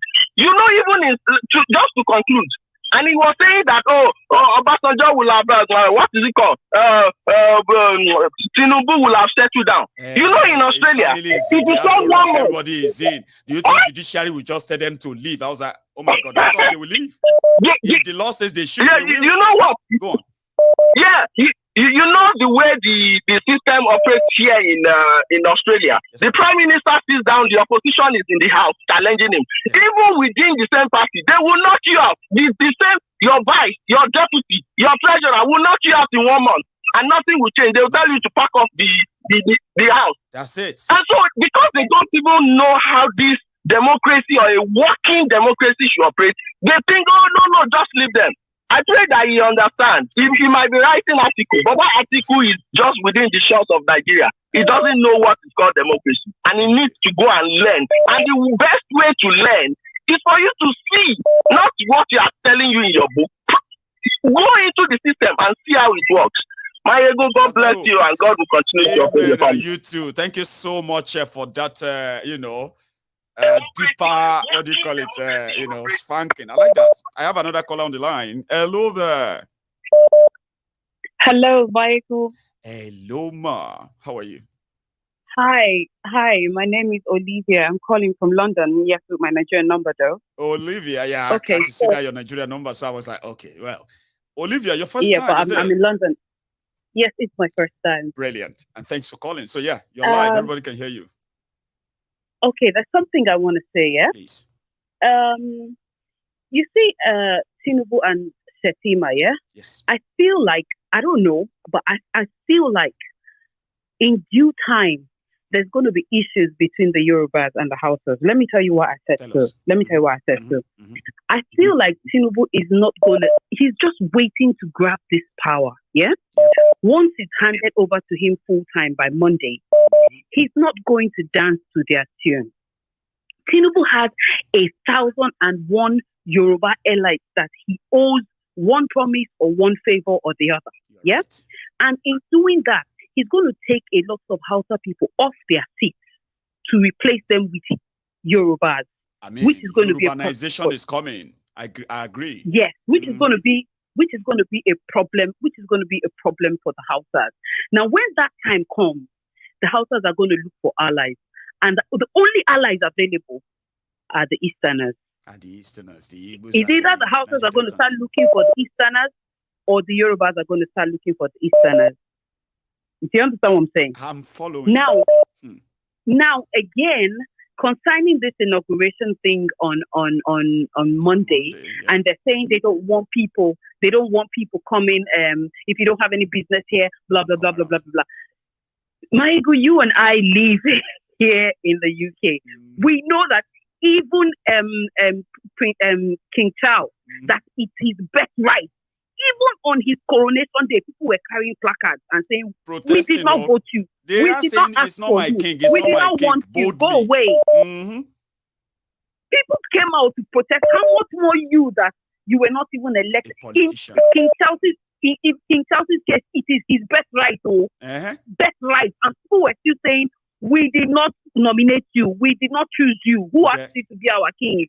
How much more you that they had an election and then you were chosen? A politician. You understand what I mean? You know what they do to them? They fight them in Africa, right? You see, they will say, "You are now the father of all." So you begin to see yourself as father. So if anybody says, "Oh, this," they will say, "Why are you? Can you say that to your father?" Hello, he's not your father. He's a public official. He's there to do a job. But that's not how they see them. I wonder. They wonder. them. You see, two things. Two things are going to happen. Two things are going to happen. Tell us. One, it's either Shettima is going to knock Tinubu out really fast because he knows Tinubu. He knows he's on and off. Yes. He knows his mumu button, like they say. Maybe. And he's just patiently looking and following him, and but he has the whole thing planned out. So he's the one representing that block, the northern block, in this government. Good. Tinubu himself. Go on. You see, Tinubu himself, being who he is, Tinubu is what's that word? He's a Martian. One, Martians don't forgive, right? Two, being a Martian, I can bet you that Tinubu also has his own plans down.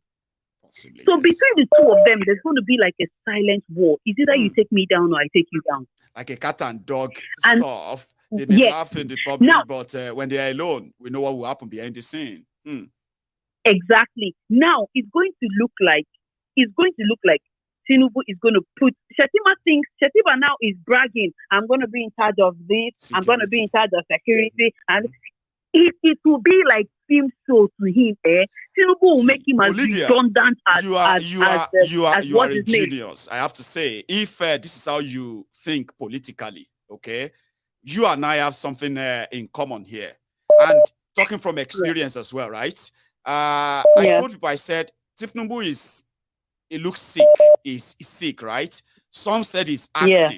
And I said, okay, they said, okay, Tinubu will be this and it will be gone. And Shettima, you know, they will just, I was like, what if Tinubu now surprises all of you for the kind of person Tinubu is that we know in Lagos? The man that is changing, he was changing deputy governor, like he was changing diapers back then. Yeah. Yeah. Exactly. He was like that. So what if he comes in and then somehow, Shettima, something happened, they say accident to plane crash, what's happened, you know, Shettima is gone. To send this fear into the mind of the people and say, now I can choose who I want. At least I've been sworn in as president. No election again. Now I can choose who I want. Now I said, what if he surprised all of you? I'm like, you know what? Yeah. There's so much what ifs. We'd rather just wait and see. That's me. So I'm just, you know, I feel like, okay, as far when it comes to this aspect of the Igbos and the Easterners and all of that, yeah, let me tell you what I feel. I feel like Igbos are like Israelites in Egypt. Nigeria is Egypt for Igbos. That's how I see it, yeah. And you're not letting them go. You're not letting them stay. You're not letting them mix. You're not letting them breathe. You're not letting them, you know, when it will happen like it's gonna be like an exodus. Thief in night. Like a snap of a finger. Nobody will know. When it will happen, it will be like a joke. Don't be surprised that Nnamdi Kanu might not even be the person. He might be the least expected person. Somebody that they least suspect that will just come up with this movement, come up with plans, and they will just happen. Yes. Yeah. All right. I just thought I should put in my own. Keep in my own. There's going to be an issue between Yorubas and Hausas in no time. I'm giving it 6 to 7 months. In no time. We shall see. Thank you very much. And that's Olivia from London. Now I have hello. One name. One name. One name. How are you? The only one name. I just said to myself, I've been away from the mic for like some couple of days now. So if I don't get through today, I just know that Maiyegun doesn't want to talk to me. Guys. It's gonna be like, no, something is wrong. I'm gonna, you know, it won't be that I don't want to talk to you. It will be like you need to go and review your technique of getting in. Probably it's now getting hold. No, what I will have done, I will have got to get another SIM card. No, you have to sit down and plan it and say, okay, this is how I used to do it. If let's say they don't catch me, they don't catch that same technique. I'm going to develop another one. But good enough that you probably have to yet, because you are in. Yeah. Osita. All right, my brother. Yes, sir. More kudos to you. Thank you. Anyway, there is something I want us to realize here. You know, either somebody is a jagaban, somebody is a mafia, somebody is a this, is a that. I want you to understand that the greatest power any man can derive is the power of the people. If the people don't bestow their rights, everything as power unto you, trust me, you're powerless. We look at all these people and we think they are so strong. They are not. Mere mortals. They are not. You saw what happened in that tiny Asian country when people marched to the state house. They organize themselves that they are not going to beat up anybody. They marched straight to the state house. You saw what happened. The Oba of Lagos, during the ESPAS movement, when the people marched straight into his palace, that strong and mighty man, he fled. He ran away. Even he forgot his staff of office. What the Igbo man they call Ofo, what the Yoruba call the Opashe. He left it. He ran away. So what we are saying is that a lot of people would think that we will take sides when they start fighting. We are not going to take sides, but we will stand on what we stand on. What is right. if I want people to understand that even tomorrow they start fighting amongst themselves, we are the one that push them to fight among themselves, because our stand has created confusion in the enemy's camp. If nobody knows, nobody should come up in the public arena and say this people is strong, this one is a mafia, this one is a lion. No, they are not. No, I mean, it's kind of, I think it's kind of relative when they are trying to describe them the way they operate, even though they are probably not mafia, but just the way they operate. They are not. What I'm trying to say, what is called a king lion is the one that protects his territory. As far as Nigeria is concerned, Nigeria is not a protected territory. It's not a protected one. Thank God we are not in the days where country and countries are fighting to collect land. I'm telling you, as Nigeria is now, if any country comes into Nigeria to fight us, to fight in Nigeria, they will defeat Nigeria. Because the so-called leaders have already decimated their place, has already killed their place. And when there's an external aggression, you will find out you cannot do nothing. I am telling you the truth. So let nobody say that, oh, the so-called obedience, or nobody should just say that we should just be looking at them. We will keep talking. If there's anything that we have, even if it's our voice alone, that our voice will continue to cause problems in the enemy's camp.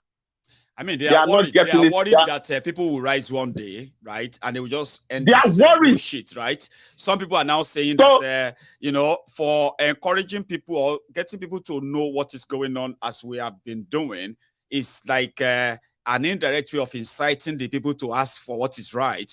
And if people are going to ask for what is right, it's not going to be easy. There will be chaos, anarchy. So they want to gaslight us from talking. They said, no, don't talk again, because what you are doing can make people kind of react. When people react now, there will be anarchy. So it's our fault. If you think, I used to tell somebody, if you think that, oh, it is all about them, that they are going to have issues amongst themselves, just like that, it's never going to happen. Because let me tell you, it is more than we can see. It's more than we see physically. This thing you are looking at, these people are operating under the occultic law. They know the kind of laws they follow. And the only thing I know, if a village is burning, even the Babalawo that is in that village will pick raise and run. They won't wait for fire. No. And we are the fire. We, the people, are the fire. So let nobody think that these people, because I look at it, look at Buhari's kitchen cabinet. I've been thinking about it for a while. Right. How many of them went into the election? How many of them participated in the election that says, oh, that I want to be a governor, I want to be a DD? None of them did that. Am I right or wrong? No, you are very right. No, I don't see anybody working for Buhari saying they want to go and contest for this or that. Now, except Malamu, so what did he tell? Malamu tried, but they shanked and he stepped down. He on his own, he said he was not going to run again. Yes. This was, I want to let you know that this is an agreement they had from the days of their CPC and the days of Tinubu's camp. They followed that agreement that is cemented by their demons and their gods that they worship. From their I've been waiting to call that Dibia and all that, the ones that do this whole thing together. So when you finish, it will be your turn. So nobody should. Yes. That is what you are seeing that is peddling.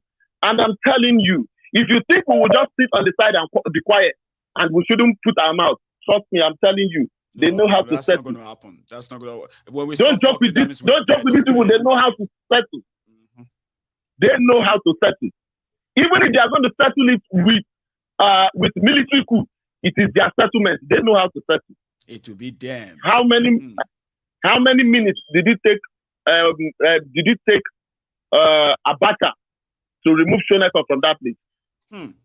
Did heaven fall? They know how to settle it. So, my brother, We will keep talking. We'll keep doing what we are doing. Thank you very much. Thank you very much. You have a very wonderful one over there. Osita. Here we go. I have another caller on the line. Hello there. Chairman. Yes, sir. This is Adiola. Hey, Adiola. I was going to do People's Parliament tonight, and I don't know. I mean, I thought of People's Parliament, and then somehow your picture just came to my head. Then I was like, no, I'm going to do open mic, so everybody can just call in. How are you? I want to catch cruise tonight. I just want to catch cruise. Almost so many callers, man. Feel free. Go on. Almost so many callers, man. Agbado Nation, man. Agbado Nation. There you go. Confused and then yeah. Go on. That Mohammed guy.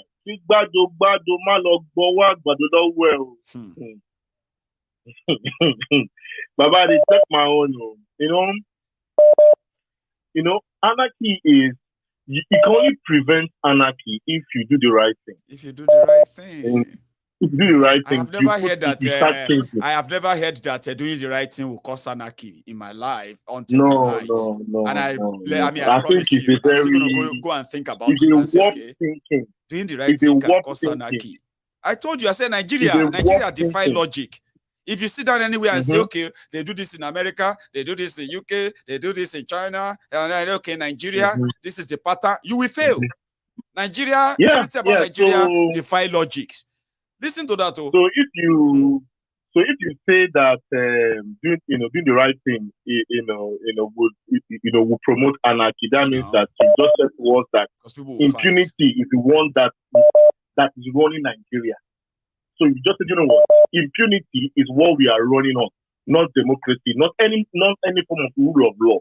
We are running with impunity.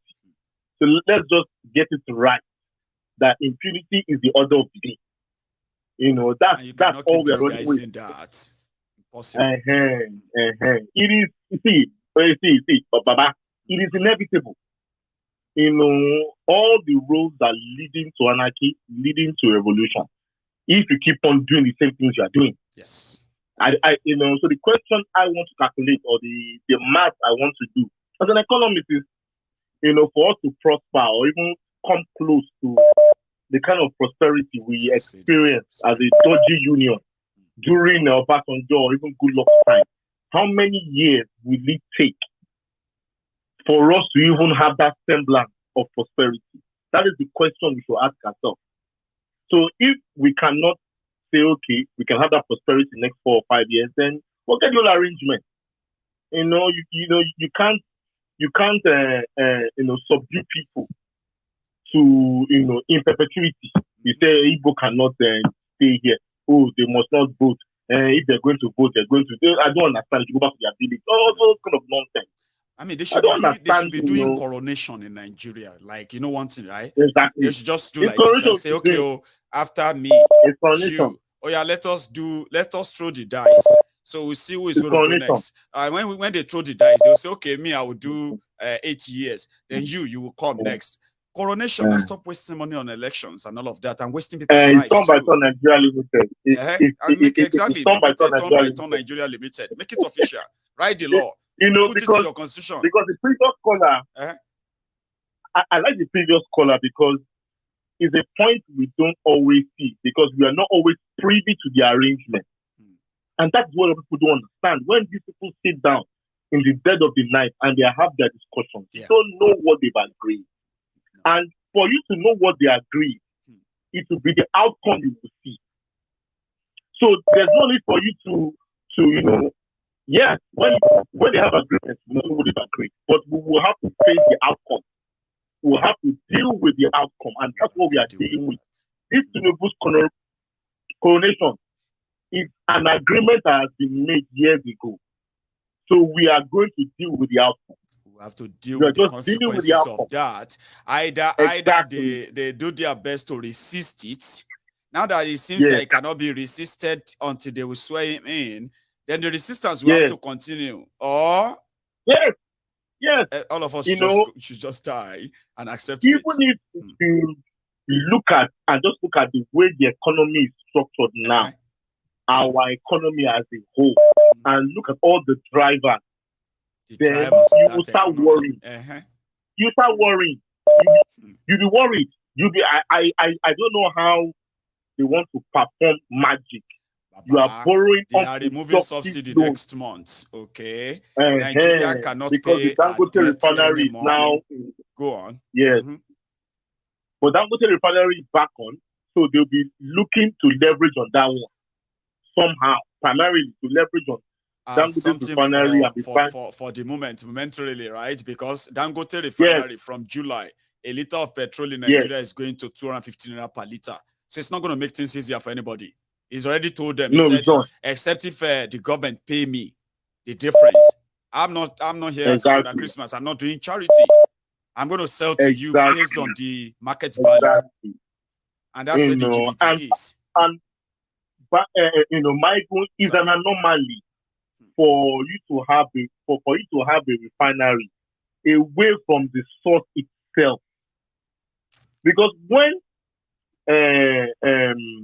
he came out with that refinery plan, I saw the plant, I saw the brief, I saw the proposal. I was thinking, why is this guy locating refinery away from the source? Away from the source. We do things, you see, it's an anomaly. It is Nigeria is just futuristic. See, maybe they are being, because Lagos has oil too. Lagos have oil. So maybe one of these states is just going to put their driller in, and they'll start drilling from there in that ocean. Sure, and they'll just, if Lagos oil is in that commercial quantity compared to the South, I start in South. Their oil there is ridiculous.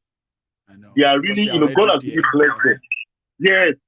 So you have to pay Dangote global price. Global price for a local product. That's number one. We will be held ransom to him. But we should need to understand like this, they hold Nigeria hand. They go MTL everybody. You know when they want to, when the area boys want to jump you, and then they hold your hand like they are greeting you. They will be lifting you up like this, lifting you up like before you know it, they don't empty your pocket, empty everything. That's exactly what Dangote will do to Nigerians. They go hold your hand like this. Maiyegun, Taba will beneficial owners of that Dangote refinery. We will be sure.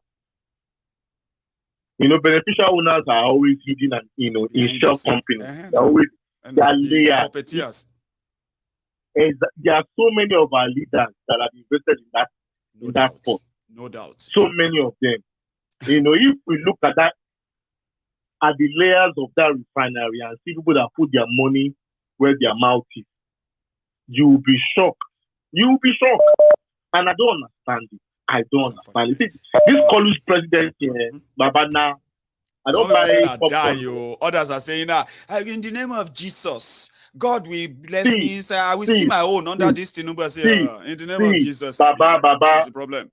That thing makes me angry when people say God will use you. Now, no matter what anybody say about Tinubu, in the name of God, me, I will make it on that. You'll make it on that Tinubu, Amen. No, because I want you to, all of you make all of you make them under Rambo. Or we'll come back here later and talk about it. Yeah. Maiyegun, when people tell me that God is using, I go into a rage. I know. I go into very, very for me, I can't fathom it. Because someone is telling you who they are. You can see their past record. It's predictable. God cannot use someone that is proud. You need to tell me, let's even bring God into it. Look at people that God has used. For God to use you, God has to humble you first of all. So when you start telling me that God will use him, hold on a second. Look at his track record. What has he been doing? Lagos has been captured by him. He has captured Lagos. So, and he has put Pog, there are more people out of want him to replicate what he did in Lagos in Nigeria. He wants to replicate again. In 4 years, they go understand what he do for Lagos. Everybody go understand. Abuja go first understand. On my replication again, maybe they want to get the national level. Breaking news, by the way, Adiola. Breaking news. MC Oluomo is no longer the chairman NURT in Lagos anymore. He don't move to Abuja. Story for another day. Baba, God bless you. God bless you too. Thanks so much, brother. Thank you very much, Adiola. I have another call on the line. Sir, when I grow up, I would love to be like you. You are one of the most patient person I've actually seen in a while. How are you?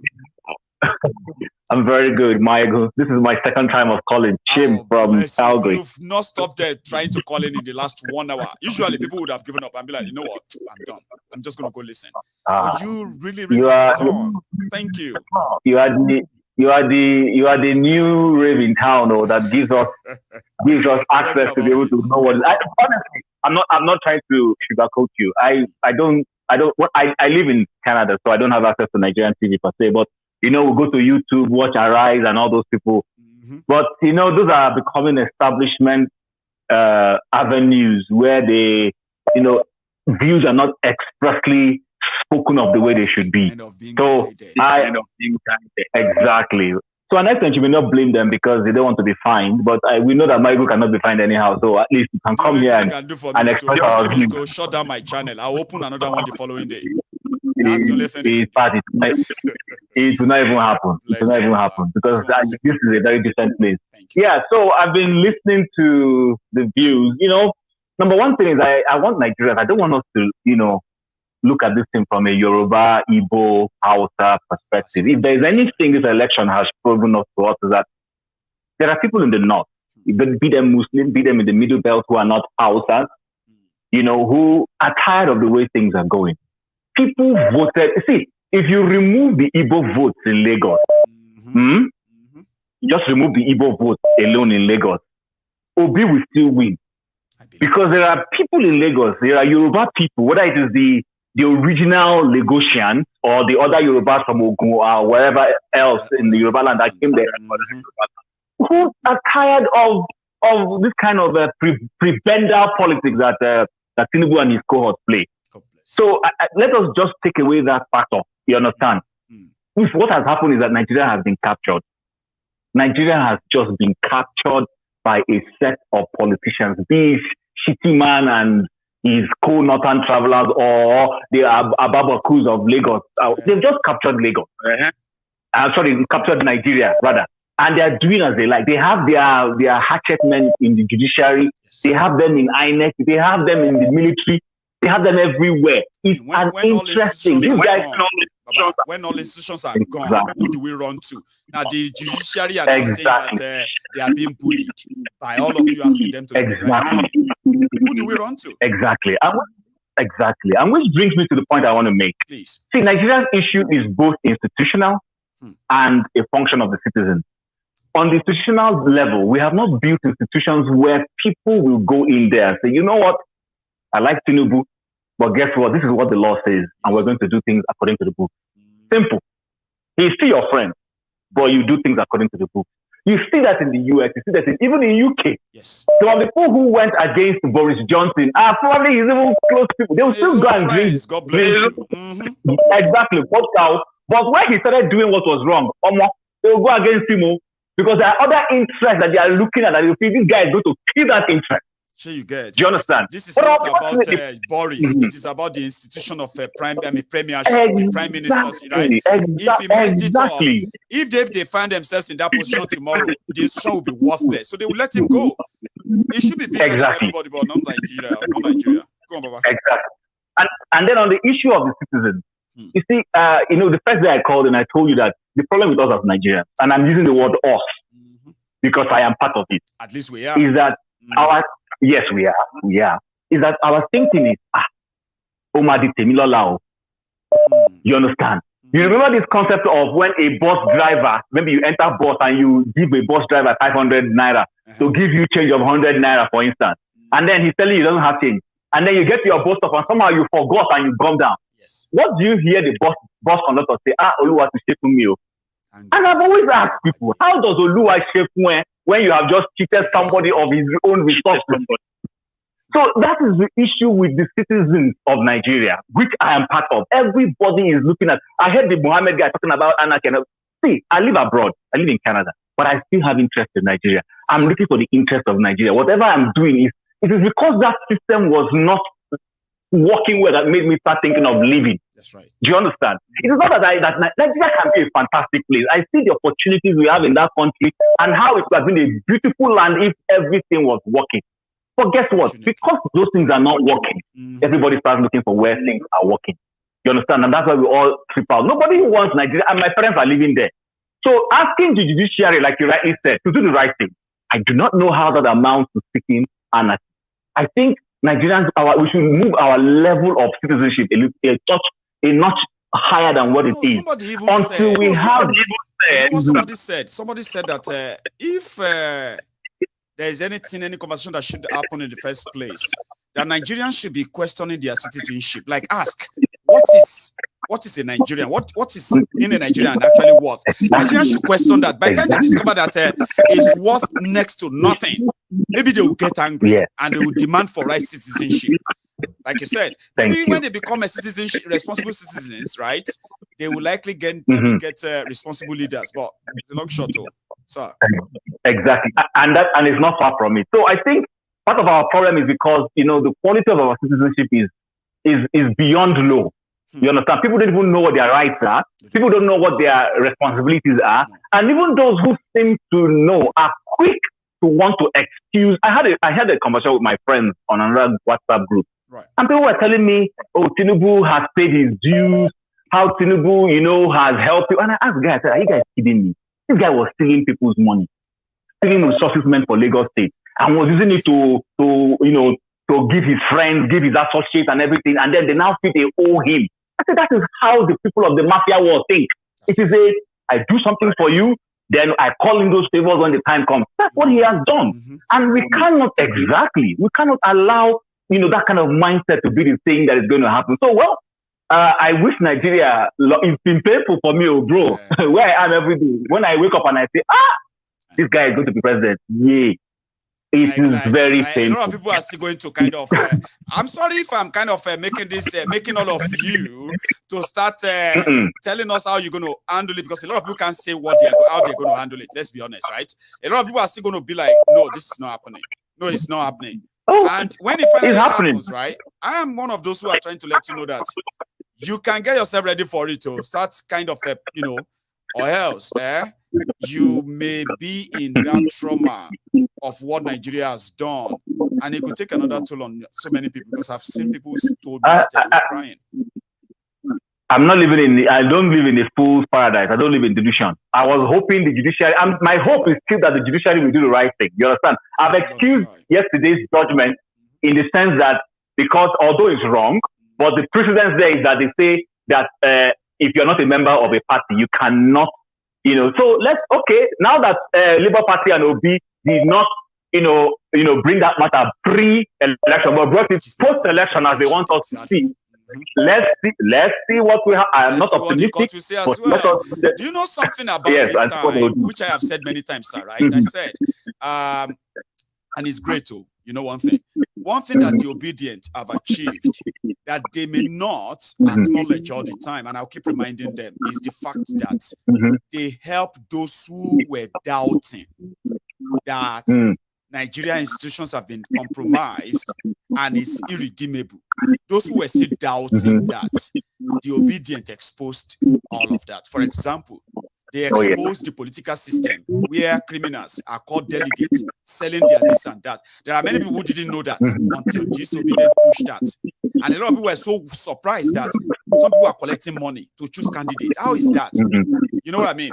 Then they went on to expose the Nigeria security system, expose INEC, expose Nigeria, what they call them the dons, university lecturers. This intellectual exposed all these guys to show that they all work hand in hand to regain criminals. Now this time, now they want to expose the judiciary. And if they have done, if nobody has seen them do anything at all, I personally, I acknowledge that, Baba, because judiciary is so afraid right now that when they flop, the obedient are now reading the law. They are quoting section upon sections. They are quoting electoral act upon electoral act. This is so unusual. Yeah. It's a good thing. I think I see those category of people on the obedient side. They have elevated what it means to be a citizen. They are holding the nation accountable. And that is what we want to see across board. See, look at the American election. You saw how it went. Exactly. You see how the American election, even though they are polarized, but you see that it gets to a point. The rational ones in the Democratic Party, if the Democratic Party is doing wrong, we stand up and start saying it. There are people already who are saying, what's his name, Joe Biden should not go back, that he's not doing them any good. You saw the man from Virginia, the senator, who consistently voted against Joe Biden's policies. I'm trying to remember his name. You know, he was consistent that even from Democrats started asking him to leave the party and go and join politics. He said, no, I'm a Democrat, but I don't agree with what our president is doing. That is the kind of citizenship we want to see Nigerians have. I tell people, see, Baba, painful for me. In 2015, I voted Buhari. I didn't vote him because, you know, I'm an Igbo person. But I just felt the guy from the Southwest, South, who was closer to me, was not doing things right. People today are making it look as if, I told him, I said, if Buhari fails, it doesn't mean that Jonathan himself has become a saint. No. What it simply means is that Buhari lost an opportunity to prove to Nigerians why he is better than Jonathan. Now we are making Jonathan look better. So it is not a function of exactly. It's painful. But let me give space for another person to contribute. So much, thank you very much. I enjoy our chat as usual. So I have another person on the line, and this caller is going to be my last caller tonight, and I'm going to see you all again tomorrow, Sunday. But here we go. Hello there. Hello, Maiyegun General. Yes, sir. Is that the Prince? Yes, sir, Baba. This is Prince Shettima, representing IPOB for life. Full House official. Go for it, the Prince. Baba, I thank God I enter. I'm glad that you did. Yeah, family this now. will be my last call, and then until tomorrow again. But go for it, Baba. Meanwhile, are you getting ready for Edinburgh? Yes, so we full ground for Edinburgh. We already in 2 days' time. We should all be in Edinburgh. Prince Jejeman, the Biafran, the Biafran Remembrance Day, May 30, Edinburgh. I'm going to put the sticker on. Sir. Go on, by the way, please. Yes, Baba. Thank you so much for the great work you are doing. Yeah. Thanks too. We always share your program, and I encourage people to share your program. Because you are not only educating everyone, you are saving lives. A lot of information you are putting out there, it helps in stopping all these criminals and terrorists. You have to limit some things that they are doing. Okay. Go for it. I'm still with you, Prince Jejeman. Go on. Now my NEPA take light. I won't fix them, but go on. Okay, Baba. Yeah, the area I just want to touch about 3 points area, but I will start with this Dangote refinery we were talking about. You know, the other day I told you that they've succeeded in dipping their Quran, according to the herdsmen, in the Atlantic Ocean, and they were western region now. It's only the east now that they're giving their headache. That's why they're holding now the can. Okay. But they have no choice than to leave it now in the can. That's because if they are holding somebody on the ground, until you leave that person, you too that's holding the person are holding yourself. That's right. Okay. So then keep it in the Kano. Always the international community satellite is upon their Ruga agenda and their grazing routes and their waterways bill, which is all is a terrorist agenda. All right. So what I want to tell my people of Oduduwa is that their eyes should be very, very open, because now that the Fulani, their franchise of Dangote, this big empire is there in Lagos. Definitely the repentant Boko Haram will be the one that will come and guide it. So August visitors, they should expect us August visitors in the southwest. Okay, so everybody should be on alert, red alert as Nigeria does. So okay, that one. Then secondly, you see this one where I don't know whether a sheet there for a head full in belly. This what they call Asari Dokubo. That guy I've never seen a selfish human being like that guy. He has a university in whether Togo or Benin Republic. He did not cite. Yes, he did not cite that university in the Niger Delta. No. He's claiming to be leader of Niger Delta. He's very shameful, shameless man. He's telling Nigerians it's because of his own selfish interest. Nigeria's destiny should be mortgaged by Tinubu buying his first car. Tinubu paying the children's school fee. And they giving the wife shop money when he's there for prison. That's right. If Nigeria is working, do he have? Yeah, we need somebody favor to be a human being. You are right to a house if it's mortgage. If you are a car, you can buy car on contract and be paying 1,000 every month. Your children will have access to free education to any level. The fact that they came from an oil-producing region of Nigeria, their education, their housing should be free. All of it. I'm telling you, Baba, this guy is so shame. He's shame to shame me, Baba. You don't say this guy. Na pipeline, the guide. Pipeline where Fulani herdsmen grazing route put for a land. Oil spillage, they make all the whole people, then they get one sickness or the other. Then pipe in oil, they go to jail. What an insult! Not even in Nigeria, the one they pipe go, another one never do them. Now in the jail. Find anything for Kaduna. Is it not terrorism? Is it not terrorism against the state, Nigeria in general? Now, then they tell you say restructuring under their foot. They tell you say the Boko Haram one day go rule Nigeria. Restructuring my foot. And they pray for long life for you, my followers and my the people in the temple of truth. The drama go long. Trust me. And honestly, no be small thing, no be small thing. Baba, they have started issuing the certificates. Certificate of survival under Buhari. Yeah. Some people no go even get certificate under that of Tinubu. Monday is so close. The prince. So restructuring under my foot, Baba. If you see this man's face, if you see his face, only in face that it resembles death. The best way be their distance. Baba, you see, the things say Boko Haram, what did they tell them? Say he go rule Nigeria one day. You don't dare for their domot. For all the one Nigeria domot. Boko Haram don't they rule Nigeria. They will give them a certificate on Monday. You understand? So they made a notice say that they see the wait for the Boko Haram will go come. It's already in their domot. All right?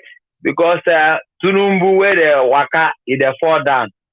That one they know where they know how to handle them. And the whole Nigerians, if they don't want to the shop at Bado in the morning, in the night, in the afternoon, and in the night, may them go learn from Animal Kingdom. Animal Kingdom, they should go and learn from Animal Kingdom.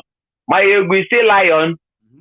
Any day where Malu, make I use the Malu, no be bull, man. I don't want to go understand. Any day where the bull decide say then go die with this lion where they shop them every day. Then gather in their number. And they tell you it's a lion they run away. Lion go run. I think you get me. Lion go run. Just no go. If they make mistake, go only one by one. And so they get a catch them. But they go come out in their millions, in their billions. You go see, they go no say lion self they fear. If they say lion they they fear.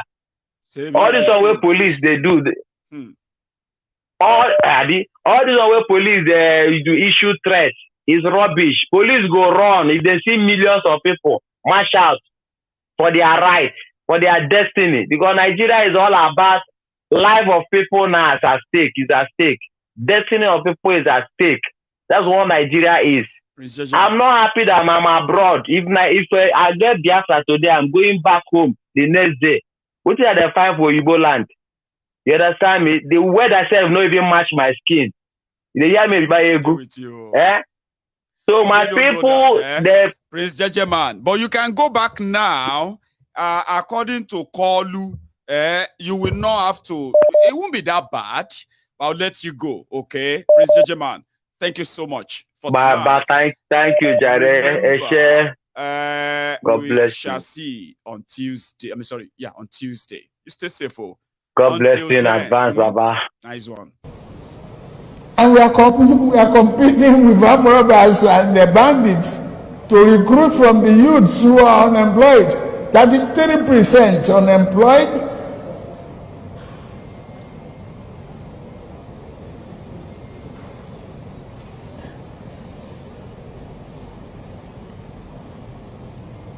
Recruit 50 million youths into the army and the other thing. Take away from their recruitment source. What they will eat? Cassava, agbado, corn, in the morning, yam in the afternoon. It's growing here. You create demand and consumption. All classes, you know what they call F level? When you get failure in all the subjects that you take. F9, F8, F9, F8, FF, double F. That is his name. All classes, you know what they call F. I don't read social media anymore. They abuse the hell out of me.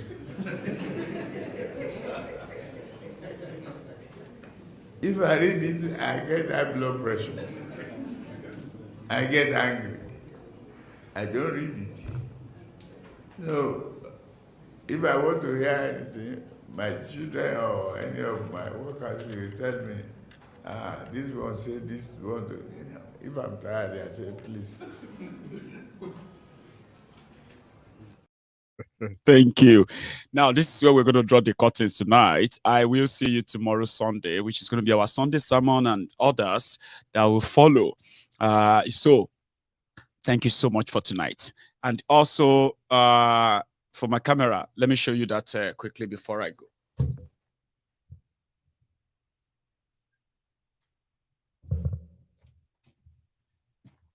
Right. So I have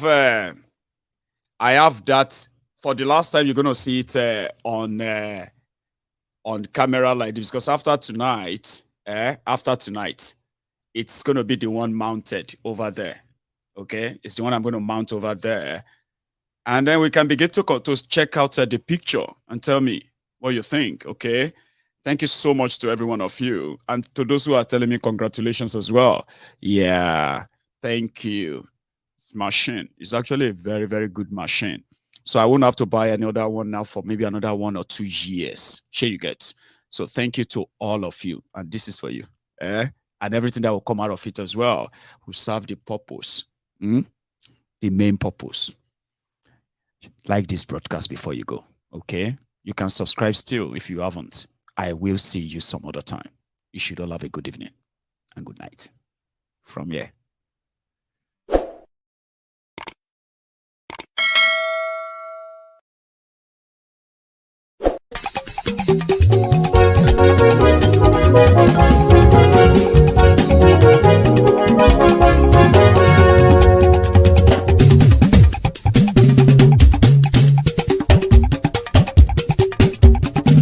Maiyegun làwa mọ̀ làmọ̀ tó dòdòdò. Maiyegun Diary Nayibi #1.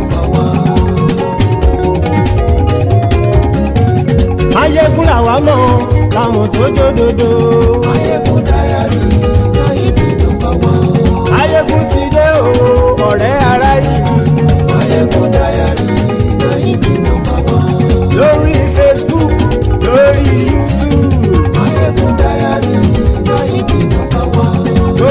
ṣe ń lọ ni Maiyegun já wa sí.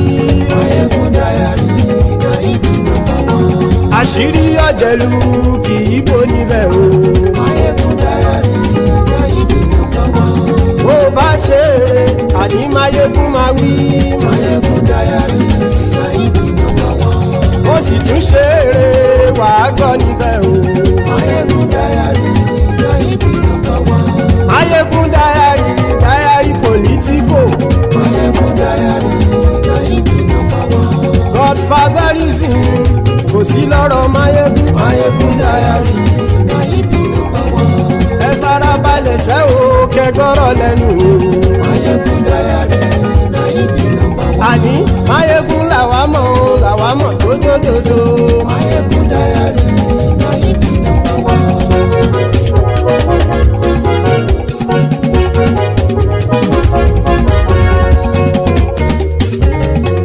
Àní ẹ̀sùn rákì. Maiyegun ti dé. Maiyegun ti dé. Ọ̀jẹ̀lú ẹ̀sùn rákì. Maiyegun ti dé. Àní ẹ̀sùn rákì. Maiyegun ti dé. Lórí Facebook. Maiyegun ti dé. Àní ẹ̀sùn rákì. Maiyegun ti dé. Lórí YouTube. Maiyegun ti dé. Àní ẹ̀sùn rákì. Maiyegun ti dé. Bọ́ bàbá gbé wúrẹ́. Maiyegun máa wí. Àní ẹ̀sùn rákì. Maiyegun ti dé. Ijó ìgbádìyẹ. Maiyegun máa wí. Àní ẹ̀sùn rákì. Maiyegun ti dé. Presido bá rúfin o. Maiyegun máa wí. Àní ẹ̀sùn rákì. Maiyegun ti dé. Kí gómìnà kówó jẹ. Maiyegun máa wí. Àní ẹ̀sùn rákì. Maiyegun ti dé. Ọlọ́pàá tí ń darí bá. Maiyegun máa wí. Àní ẹ̀sùn rákì. Maiyegun ti dé. Aṣòfin tí ń rúfin o. Maiyegun máa wí. Àní ẹ̀sùn rákì. Maiyegun ti dé. Òpùrọ́ olóṣèlú. Maiyegun máa wí. Àní ẹ̀sùn rákì. Maiyegun ti dé. Ọ̀jẹ̀lú ẹ̀sùn rákì. Maiyegun ti dé. Àní ẹ̀sùn rákì. Maiyegun ti dé.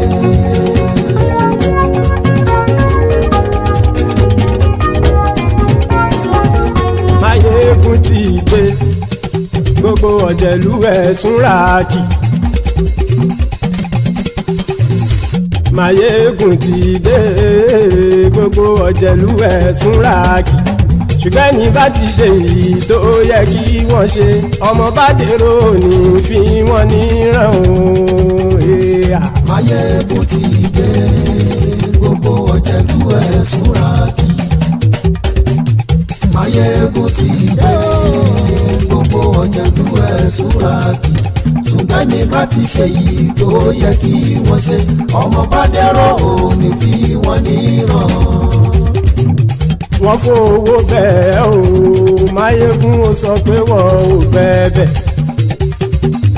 Wọ́n fowó bẹ́ẹ̀. Maiyegun ó sọ pé wọ́n ò bẹ́ẹ̀. Oníkanṣá ti ṣe èyí tó yẹ kí wọ́n ṣe fáwọn ará ìlú tó gbé wọn débẹ̀ o. Ayé. Maiyegun ti dé. Gbogbo ọ̀jẹ̀lú ẹ̀sùn rákì. Maiyegun ti dé. Gbogbo ọ̀jẹ̀lú ẹ̀sùn rákì.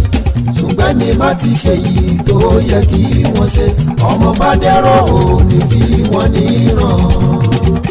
Ha! Kì máa yí ṣe eré, ọ̀rọ̀ yìí kì í ṣe ẹ̀fẹ̀. Kì máa yí ṣe eré, ọ̀rọ̀ yìí kì í ṣe ẹ̀fẹ̀. Ẹni bá ti lè lẹ́bọ̀ lẹ́rù o, ọmọ bá dèrò kàṣàyè tú wọn síta. Maiyegun ti dé. Gbogbo ọ̀jẹ̀lú ẹ̀sùn rákì. Maiyegun ti dé. Gbogbo ọ̀jẹ̀lú ẹ̀sùn rákì. Ṣùgbọ́n ní bá ti ṣe yìí tó yẹ kí wọ́n ṣe, ọmọ bá dẹ́rọ̀ ò ní fi wọ́n níran. Tẹnitẹni ọmọ Maiyegun ọ̀rẹ́ ara ìlú mọ̀mọ́ ni mo fọlọ́run ṣọ́ ẹ̀ bá kìlẹ́bù. Lóòótọ́ olódodo ìlú ọ̀tá ìlú mọ̀mọ́ ni ìwọ ṣá máa ń ṣọ́ra kò sì mọ́ bẹ̀rù.